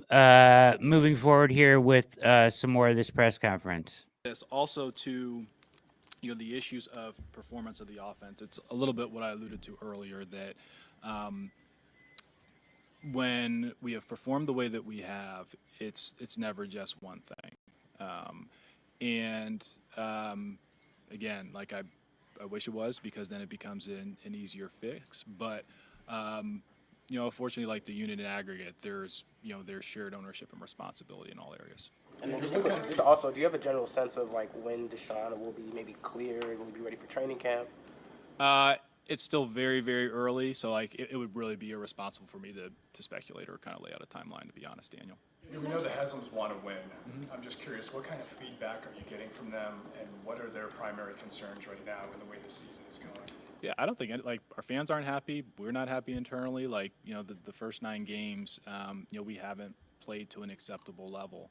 And so really everybody's focus organizationally is to make the changes both short-term and long-term that would enable us to win consistently. Andrew, how much will the fan reaction or the fan sentiment towards Deshaun Watson, which was on display in that game with the boos when he was introduced and some cheers when he was down with the Achilles, as you're making your decisions and thinking about that, does that factor in any way into your quarterback decisions? So first and foremost, like we love our fans. We know that they're passionate and they love the team. As we make decisions, organizationally, it'll always be within what we think is within the best interest of the franchise. And some of those will be popular, some of those will be unpopular, but that's really the way that we'll navigate it. You mentioned Dorian, and there's some other young guys that have roles that might get bigger, especially with the Zadarius trade. I think Isaiah McGuire is one of them. Is there a point in a season, though, at 2-7, where you're still trying to win games, you maybe shift the point of emphasis into seeing the development of some of these young guys, or seeing more playing time for some of these young guys that you have brought in? It's a good question, Cam. Like our primary focus every week is going to be to win, regardless of who is on the field. I think probably for every team, no different for us, there is going to be some natural transition every season, almost really regardless of your record, where there are players on the roster that get the opportunity for more of an expanded role. I think probably a perfect example is said, right, where after we made the Amari trade to Buffalo, he was a player that we thought was ready for more opportunities, and he's responded quite nicely to the increased chances in the passing game. But the reality is, like, anytime that we have a player take on an expanded role, whether they're a young player or whether they're a mid-year vet, we're doing it with the idea that they're going to help us win games. If it's their first time in the role, that they'll improve as they go and help us win games, moving forward. But the primary focus is really to drive winning results. Andrew, go back to the tackle situation. I mean, Jed not starting right now. Kevin said Juwan's going to start. I guess what's important for Juwan going forward the rest of the year? Is he a long-term option on the left side for you? And with Jed on the fifth-year option, what's his future here? Yeah, so I would say more generally the tackles, like, we need all three. We're going to need all three of them. And they've all prepared really accordingly, just because, we've had a little bit of a maybe a little bit of a carousel there early in the year because of injuries and availability. So really all three of those guys, they just have to continue to be ready and play good football. It's going to be an important position for us. Is his job safe, and what do you think of the job he is doing? Yeah, Jeff, we think very highly of Ken. He's obviously come in at times some less than ideal circumstances with what we've navigated early in the year. We continue to have a lot of confidence in him. I know Kevin does as well. And, we're going to continue to move forward and make the adjustments we need to improve the play on offense. Does that mean his job is safe? Jeff, I wouldn't go into anything for he wanted that type answer. of setting, but we're very happy with Ken. Yeah. In your 5 drafts, you've drafted one quarterback, and that was in the 5th round. Are you feeling the urgency to use a high pick on a quarterback? Yeah, I think, again, Tony, those will be that's a decision that we'll make in April every year.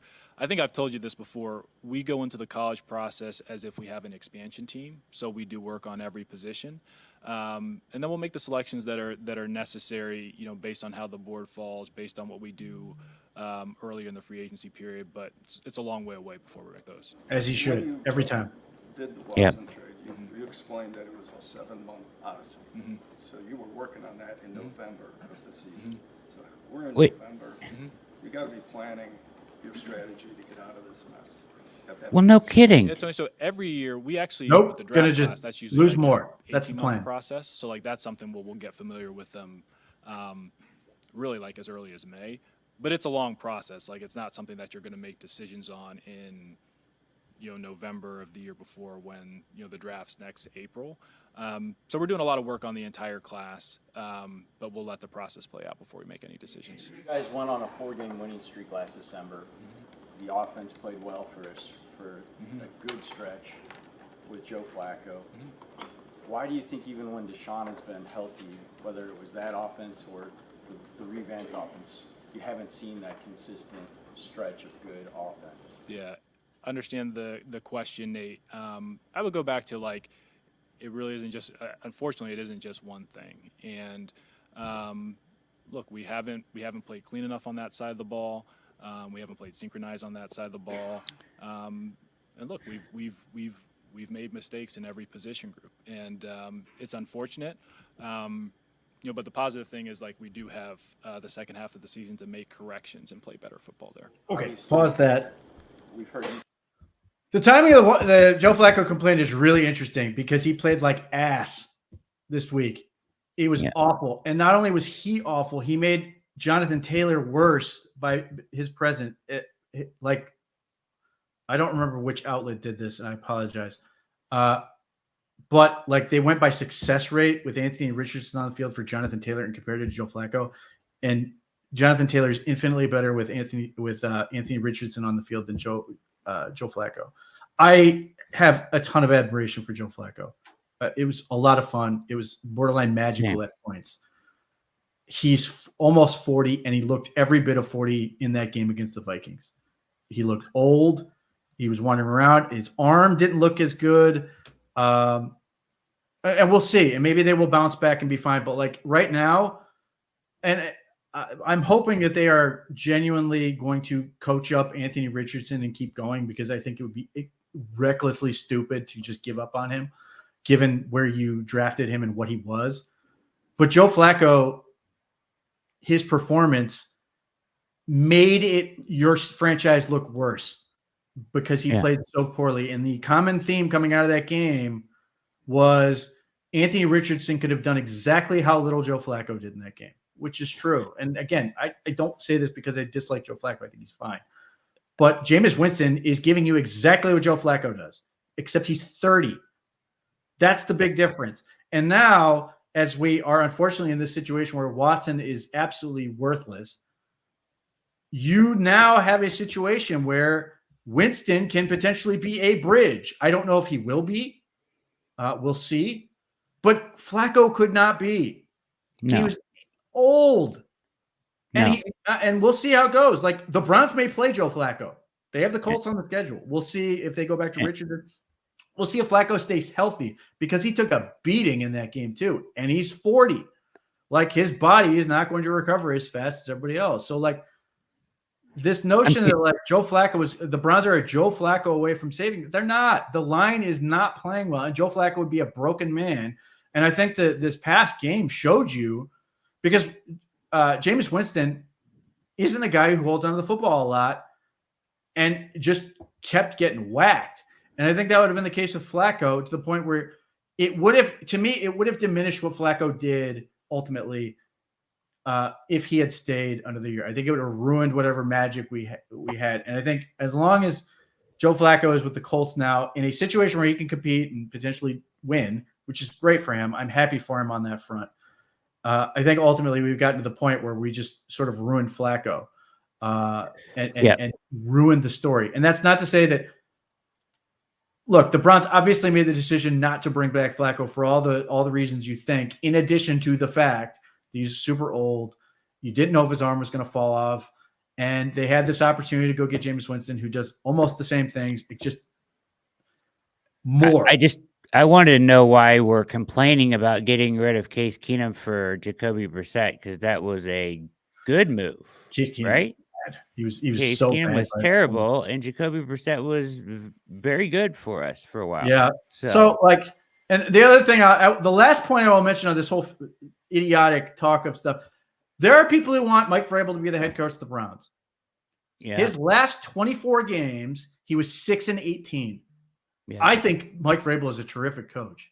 I don't think the Tennessee Titans, I think they would have been better off keeping him in the direction they have gone. But he was 6-18 in the last 24 games. So I would still call him a head coach. But if you go on, we're 2-7, or in this case, we're 6-18, he apparently stinks. And it was in a bad division where he had his success. I think he's a very good coach. I think he will be very good somewhere when he gets hired in the next cycle. But like, if we are going to go, you are what your record is, and you can certainly do that. He went 0-7 to finish his second to last year, and then went 6-11. And And there are people still that are is going, regarded. man, the Browns should hire Mike Vrabel to be their head coach because we pretend these guys aren't what they actually are, and we just live in this fantasy where Mike Vrabel we are going to make him into what we want rather than what he is. And people do it. Ohio State does it with him too. Mike Vrabel is never going to coach college, ever. He has no interest in dealing with any of that crap. And yet you'll still hear people in Ohio State fans have this dream that Mike Vrabel is going to come and deal with NIL and chasing around high school players and recruiting and no offseason or anything when he wants to deal with adults. It ain't never going to happen. But there are people who continue to believe that it can somehow happen. Again, this is the same thing where I get to AB and Kevin Stefanski. 6-18, I still think Vrabel is a really good coach. But if that's the metric, then that's sort of where you end up. Yeah, well, imagine this, Pete. I mean, there are really good coaches out there that have had losing seasons before. It happens in football sometimes, right? Yeah, imagine that. There's actually probably, your best coaches that are all in the Hall of Fame have probably had losing seasons once in a while. So, it's possible. And no, I don't want Justin Fields. Food for thought. Talk about how important quarterback is. Most important in all of sports, you've said. I think everybody agrees with that too. So when you have a quarterback who comes in and does have that success and helps you get to the playoffs, he's not here. Your starter's hurt. Do you regret not re-signing Joe Flacco? This is the Flacco thing again. All right, are you done with this? Yeah, it's not interesting to me. Like, I understand if you went back, the timing of this question is really bad because he just played awful on national TV against the Vikings, and maybe he will bounce back and they would be better. But like, you look at the advanced data on that, and the Colts offense is right now worse with Flacco in terms of running the ball and doing these other things. Now he's a better passer, certainly, but he did not do that well last week. He looked like, if you look at his box score, it is Deshaun Watson in that game. And that's not me hating on Joe Flacco. It's just you look at his box score, and if I put Deshaun Watson's name next to it, you'd be like, yeah, that's about right. He was not good. And maybe they will figure it out, and he will get better. Certainly the Minnesota Vikings defense is difficult to deal with. Does a lot of things to challenge teams and have had a ton of success. But he was awful in that game. And the timing of this to then say, well, do you miss Joe Flacco? Like, cool, you can try to make that point, but it doesn't look very good right now. And ultimately, it ignores the other things. It ignores the other issues that this team has, which namely revolve around injuries. And even the offensive line last year, which was bad, had way more continuity, at least on the interior, where they were only sort of hiding the tackles. And this year they are constantly jumbling this thing up, and they cannot get any consistency. The one game they had consistency, the one game where all five guys played the full game, they won. It was against the Ravens. So the Ravens missed the playoffs 3-4 years ago. They were bad. They were under 500, and the Steelers haven't won a playoff game in how long? A long time. Well, TJ Watt's never won a playoff game. Yeah, in a long, long time. So I don't know what your point is there. And then, Gary, if you're going to compare Paul Brown to a coach in the NFL now, that's not really a fair comparison. Well, it's fine. I have no problem with that. It's just like Paul Brown was an innovator. Paul Brown was one of the best to ever do it. Obviously in a game that is completely different, but the game has changed. Parity is a real thing. And even though you can sit there and go, the Steelers never have a winning season. You know what the Steelers have every year? A whole bunch of fans who want to fire Mike Tomlin, one of the best coaches in the NFL. He's going to end up in the Hall of Fame. And what do you end up with every year? There are fans who want to fire Mike Tomlin because they feel like he can't get them over the hump, or that somehow they need to. There are people who want the Steelers to lose because they're tired of sort of hovering in the middle, and they want them to sort of really get an opportunity to truly fix these things. And so that is sort of the other issue with it. But either way, regardless of what fan base you have, there is always somebody trying to fire the coach. And you would think Mike Tomlin would be the safest, would have the highest approval rating of anyone, and he doesn't. Most people have sense and go, we would never want to get rid of him. But ultimately, there are still a lot of very vocal people, media and fans, who are sitting there going, we got to fire Mike Tomlin every year because they don't win they haven't won a playoff game. And it certainly doesn't make them feel better that the Browns have won a playoff game more recently, and they did it in Pittsburgh, where they boat raced them for most of the game. Shocking that douchebag Russell Wilson is playing so well, Alec. I will give you that. Listen, I had that. I thought Russell Wilson was going to be a good fit in the offense. I thought this would make sense. I did not. I don't know how far it goes, but I always looked at Russell Wilson and was like, yeah, this is exactly the type of guy Arthur Smith would want. Doesn't do stupid things. Just protects the football. Gives their George Pickens a really, really good throwing those moon balls, which suits his game. Now they got Mike Williams in the trade that suits his game. They got Pratt Freiermuth. I don't know how far it goes, but I when they made that signing, I thought it would be a good one. Now I still thought the Steelers would finish last in the division, but I did think that was going to work. Yeah. You did. You had that. I did not. I thought he would get laughed out of the locker room in Pittsburgh, but he is, and he is playing much better. I did, Chris. I got rid of him. Thank you, sir. Already on it. All right, let's go. Ultimate Cleveland Sports Show. We got about 15 minutes left. This is their immediate react to that. Gary asking real quickly, if you could hire Tomlin to coach the Browns, would you? I would not hire him over Stefanski, but that's my opinion. Yeah, I guess if you're saying in a vacuum, would I hire him? Yeah, the answer is yes. But I am very happy with Kevin Stefanski's head coach. I think he does. I think people are missing out on how effective he is, and like we are dealing with this whole situation of. The Saints head coach lost his team. I've never gotten that sense once with Kevin Stefanski. I think players get it. I think they're on board.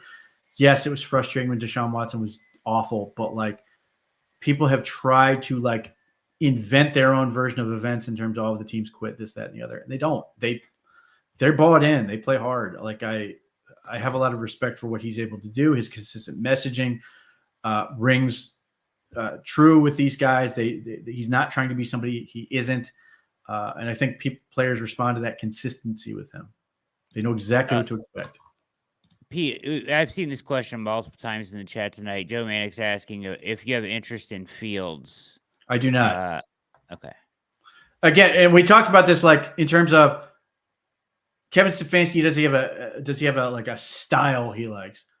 And the answer to that is always comes down to he needs to be able to win from the pocket, operate on time. That has never been Justin Fields. Right. And I see even in Pittsburgh right now, it's still too often a chicken running around with his head cut off and trying to make plays, which I think there's a place for it. I just don't think the Browns are ever going to be that team. And now I think Justin Fields makes more sense as sort of like, this X factor guy that you can bring. Like for them, I think ultimately he's going to be the red zone guy where they can use his rushing ability. But the part of the reason they have Russell Wilson now is because he can do things from the pocket, operate on time. And that's the thing, like coming out of Ohio State, I thought Justin Fields was going to be that guy. I thought he was going to be a lot better than what he has been. Facts, kind of like Watson. All right, here we go. Andrew Berry's press conference and our immediate reaction to what Andrew Berry had to say is brought to Sorry. Too small. There we go. America's #1 sportsbook. Right now, new customers can bet $5. He didn't give you much of anything. He was non-committal about Deshaun Watson. Did say their number 1 priority is injury. You never know how they're going to come, coming back from the injury. You never know how guys are going to come back from that. He was asked right at the end, what's the new ESPN beat reporter? It's Daniel Oyefusi. Oyefusi? Oyefusi. Thank you for pronouncing that. Yes, I did not know how to pronounce his name. So Daniel, cool dude, we like Daniel. Cool. Make sure you I haven't met him yet, but he seems to be doing a pretty good job so Were you far. not here when he came in? He came in one day. No, I was not been here. That day. But he asked specifically. He asked some good questions. I actually got to give him credit for that. at the end, they were specifically, actually, Mary Kay asked this, will Deshaun, is there a possibility that Deshaun Watson can play for the Browns again? And he didn't say definitely yes. He said anything's, I can't remember the exact quote because, of course, I don't have it He in front said of me. it's always possible. It's always possible. Wording. Which was. Sounds like a no to me. That is no. Anything short of yes is no. Yeah. I think that was probably one of the most telling things from this press conference was his non-committal. Extraordinarily diplomatic when everybody knows the answer is no. Will never happen. What do you make of that comment? You reading between the lines on that? It's always possible. Yeah. Am I reading through the lines? Yeah. I mean, he wouldn't have said that a month ago. No. There's no chance. I mean, Deshaun Watson was the future right before, October began, essentially, right? And so this is all new coming out of the front office. And clearly, how many times can they look at us and spit in our face or pee in our face and tell us it's raining? That's right. I mean, that was the old Sean Salisbury line from our show. But I don't know. It's frustrating. At least they're maybe turning the page to, hey, listen, Deshaun's probably not coming back. Not probably. Definitely not coming back. G, did you read it the same way as Dustin? How do you feel? Man, I kind of tuned them out, man. I kind of, when I heard he was talking, I was like, what are you going to say? Like, they've been bringing these dudes out before the bye week, and you guys are 2-7. And so, you didn't answer nothing. You asked about the quarterback, don't answer. They asked about what DePodesta does not answer anything. And they are very good at not seeming like they're panicking. Yeah. I'll give them credit for that. But it comes off as gaslighting you because you're like, listen, bro, we're not dumb. Y'all are in dire straits. The part that hits the most hard is the other teams around the league didn't even like your players good enough to give you solid offers on a fire sale. They was like, that was the one right there. That was the one right there. That's the one I wanted. I mean, what are we saying here? What? The other teams around the league did not like your players enough to give you something on a fire sale. It wasn't a fire sale. What do we think? Yeah, I mean, well, first and foremost, I feel like I'm going to be measured for a casket in the Old West. But anyway, the fact of the matter is, like, people cannot understand this. Like this notion of they're not doing the thing that we all said was not going to happen. If you've been paying attention to us at the OBR, said this was not going to happen. They're too entrenched in what they want to do to sell off all these things. There were a couple players that could have been moved that weren't. Rodney McLeod was sort of mentioned as a possibility. Quentin Jefferson, certainly. There was a mention of possibly Juan Thornhill. I'm glad they didn't move him. I'm much higher on Juan Thornhill than most people are. But like they were all players. Greg Newsome certainly was mentioned as a possibility. Every single one of those guys had somebody behind them that was a young player who was ready to step in. Andrew Berry already said this in his press conference. So if they traded Rodney McLeod, Ronnie Hickman's ready to step up. And they still have D'Anthony Bell, although he has not been as good this year. Obviously, the injury before leading the season has not helped. If they got rid of Greg Newsome, they have Cameron Mitchell, who is coming off his best game of the season. If they traded Quentin Jefferson, obviously they cut him. They had Mike Hall, who's playing well. So, like, all of these guys had somebody behind them. The Myles Garrett thing was always insane and stupid. It was never to be taken seriously. And neither was David Njoku. They don't have anybody behind him. Jordan Akins, who has exceeded my expectations this year, they're not going, well, man, we've got this Blake Whiteheart guy ready to go to step in for David Njoku. Like, this is not a real thing. And David Njoku's young, still in the prime of his career, still has a lot of good football. The ankle has not been helpful this year. But that is not a fire sale. This is taking guys who were not going to be here next year. Rodney McLeod said this is going to be his final season in the NFL.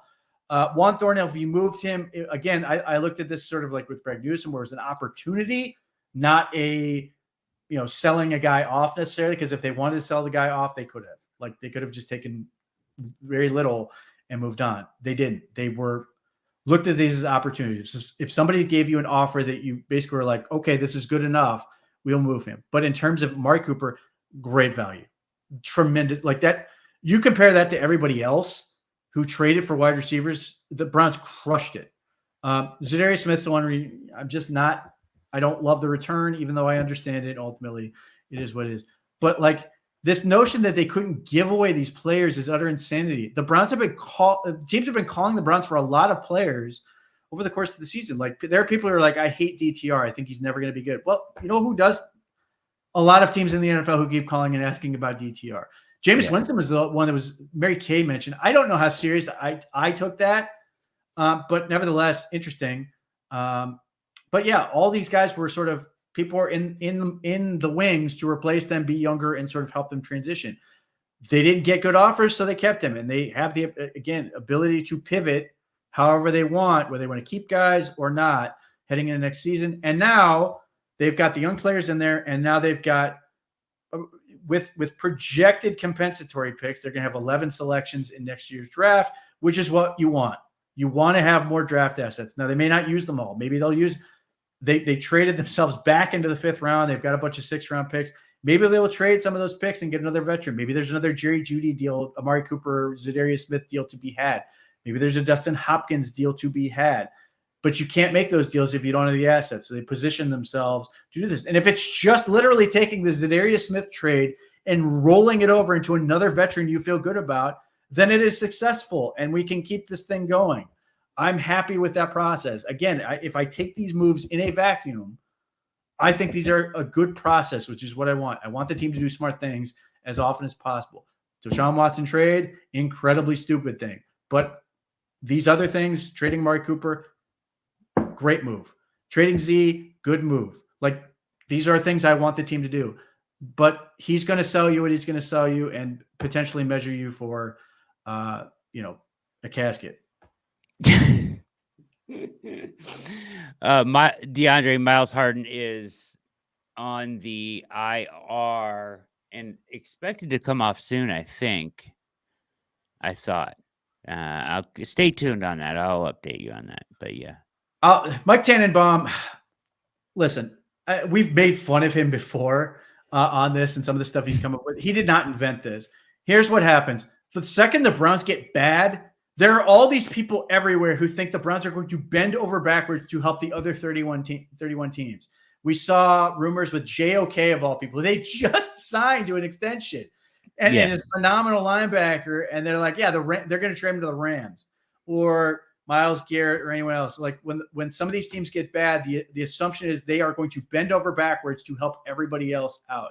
And they aren't. And this is, the Browns are maintaining a position of strength, which is what I want. Yes, absolutely. All right, let's go on. Call us when you want to get rid of Myles Garrett. Yeah. Other than that, we don't like your roster. Do you think that like the Browns players, the Browns front office, like read their news clippings about how good the roster is? Because I don't know. We were all told that this was some magical roster that was going to be one of the best in the league. Yeah. Well, if it's that good and that deep, why are we nobody wanted our guys? Yeah, that's part of it too. And by the way, what are we talking about? What? No, they didn't want to trade the. People want Myles Garrett. Come on. Oh, sure, Myles Garrett. Yeah. Oh, no, but he said that they didn't field calls. Like, okay. Of course you field calls. Of course. Somebody called you. We gave you 4 first-round picks. You're getting. Yeah. I'm sure there were people interested in David Njoku too. He probably just didn't want to trade him. Yeah. The guys they were willing to trade. Right.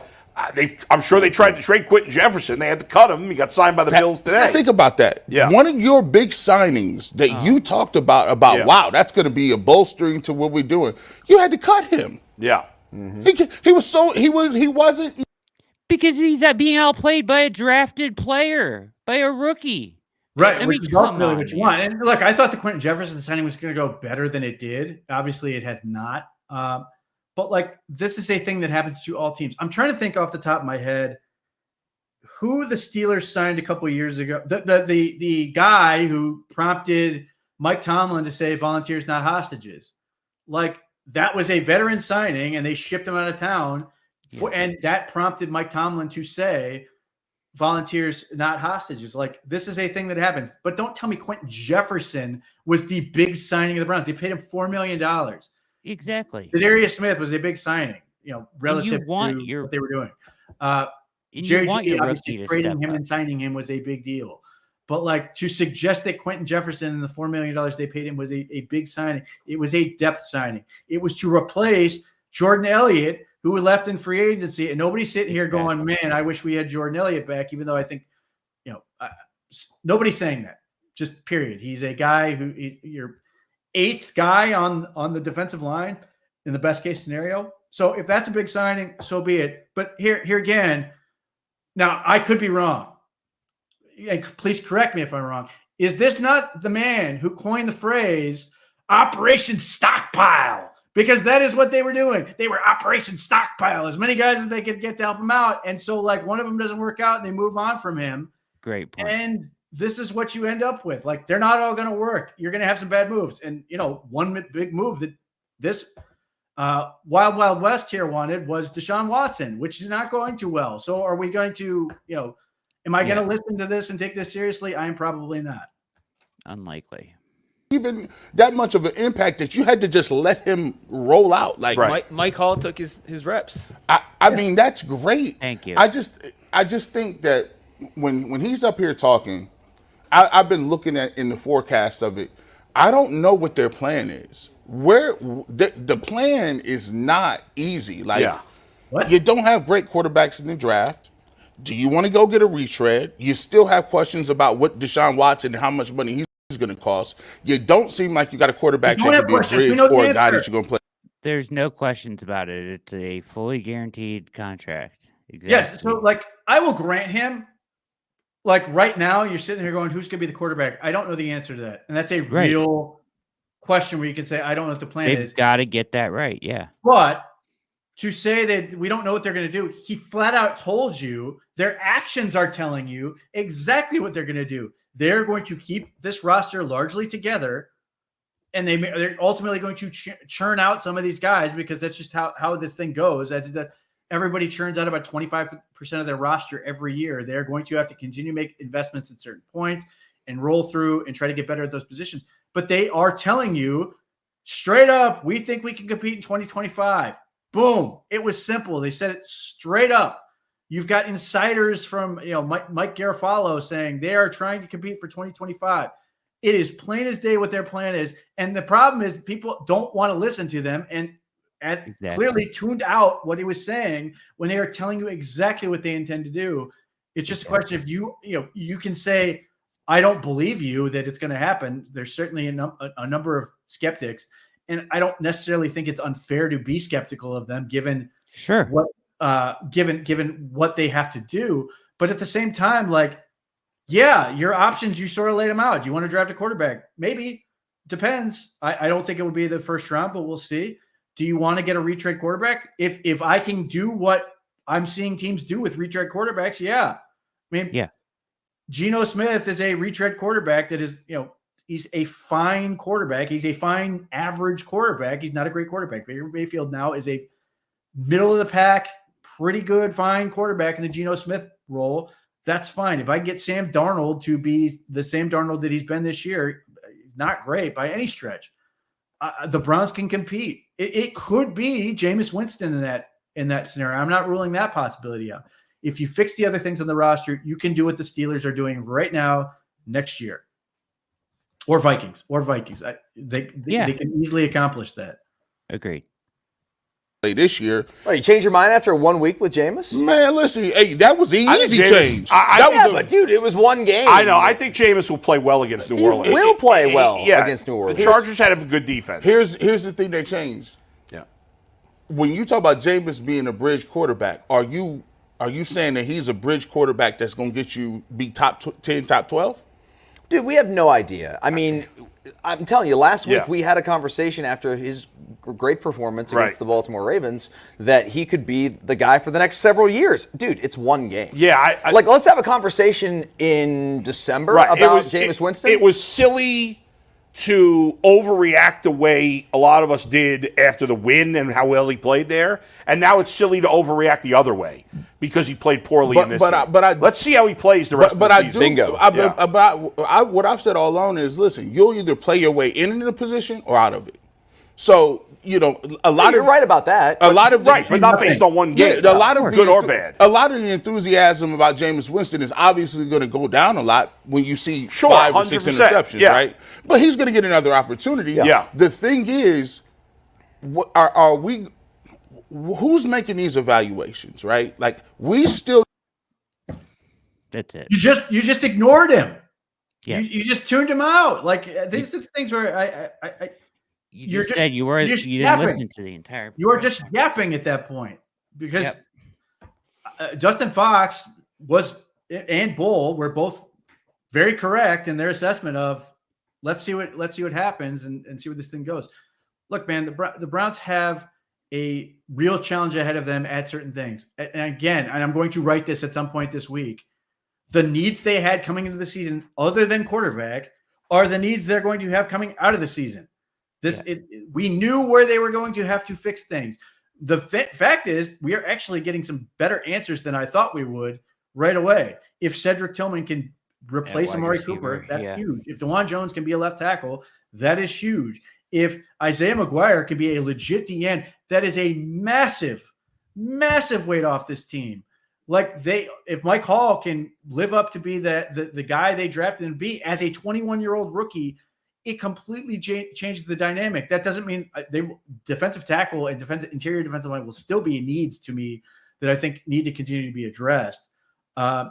Defensive, edge, you can never have too many. Wide receiver, you can never have too many. Corner, you can never have too many. All these things, but like those would take a huge weight off this team. And then if let's say Mahmoud Diabate continues to play well, I don't have to listen to people tell me the Browns should draft a 24-year-old linebacker with horrible knees in the second round because he has filled that job and they didn't have to use a draft pick on him. Yeah, with no ACL or whatever MCL. Do I think Wills can play left tackle? I don't care. It means nothing to me. He's not going to be here next year. So he's fine for depth for the rest of this year. But I'm over it. I don't care about right tackle either. Again, he can be depth, and yes, I do think he could play right tackle if they needed him to.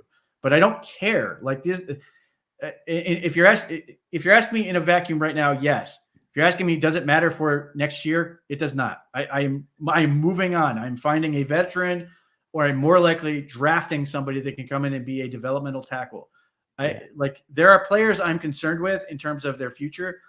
And this is why I've been writing about this. This is why I've been talking about this as the season has gone to crap.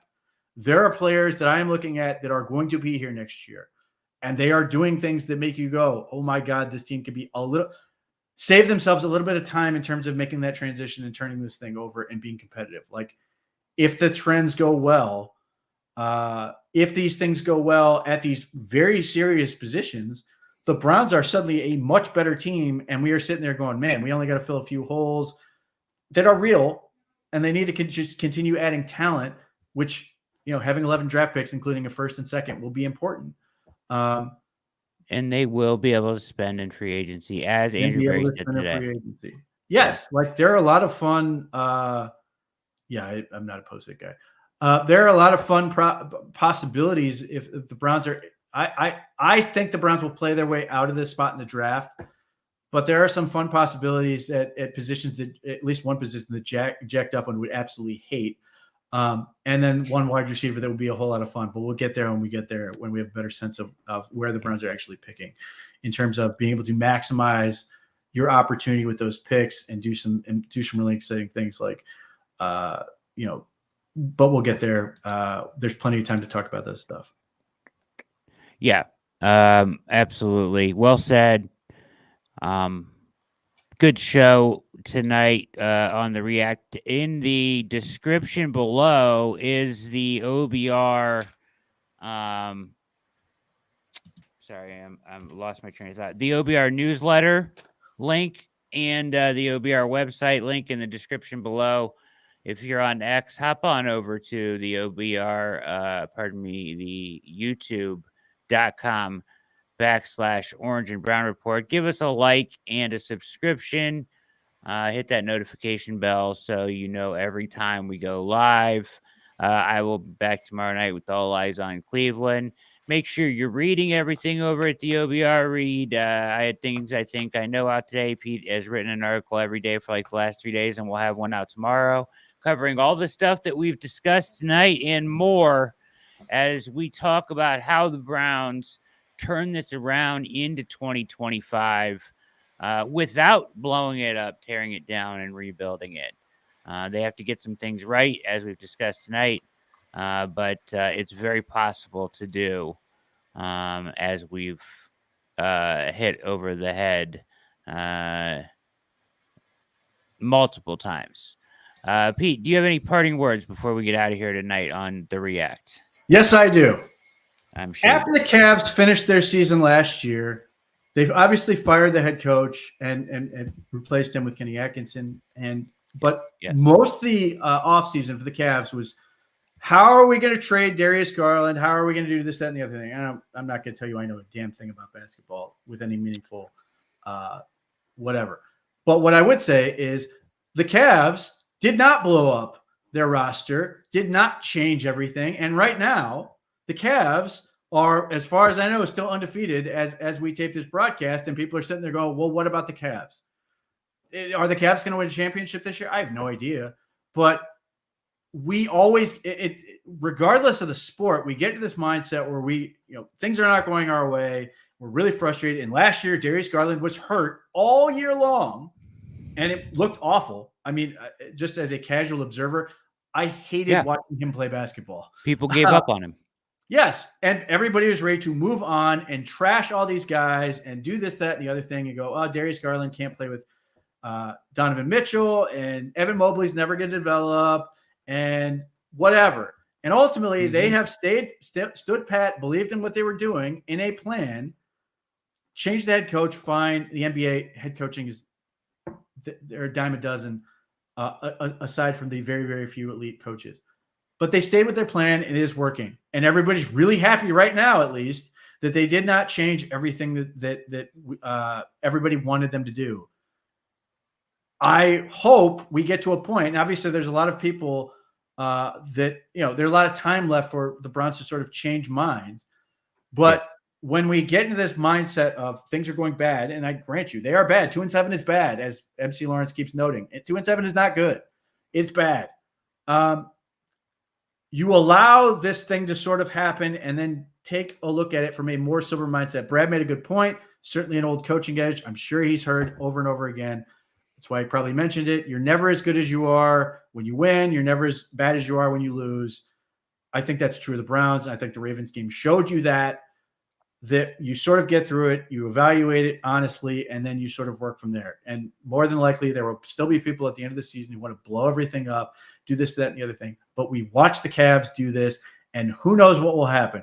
This thing could end in a giant disaster, but right this second, they're playing really good basketball because they stuck to their plan, and they've been great. So I hope that that's what the Browns ultimately do. We shall see where it goes. And yes, they have some real challenges ahead of them, quarterback being a huge one.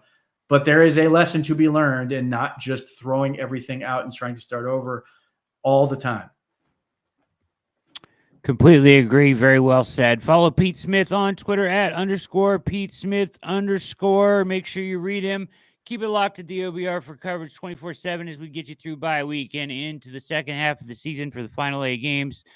For everybody at DOBR and Pete Smith, my name is Brad Ward. This has been another edition of The React. We are out.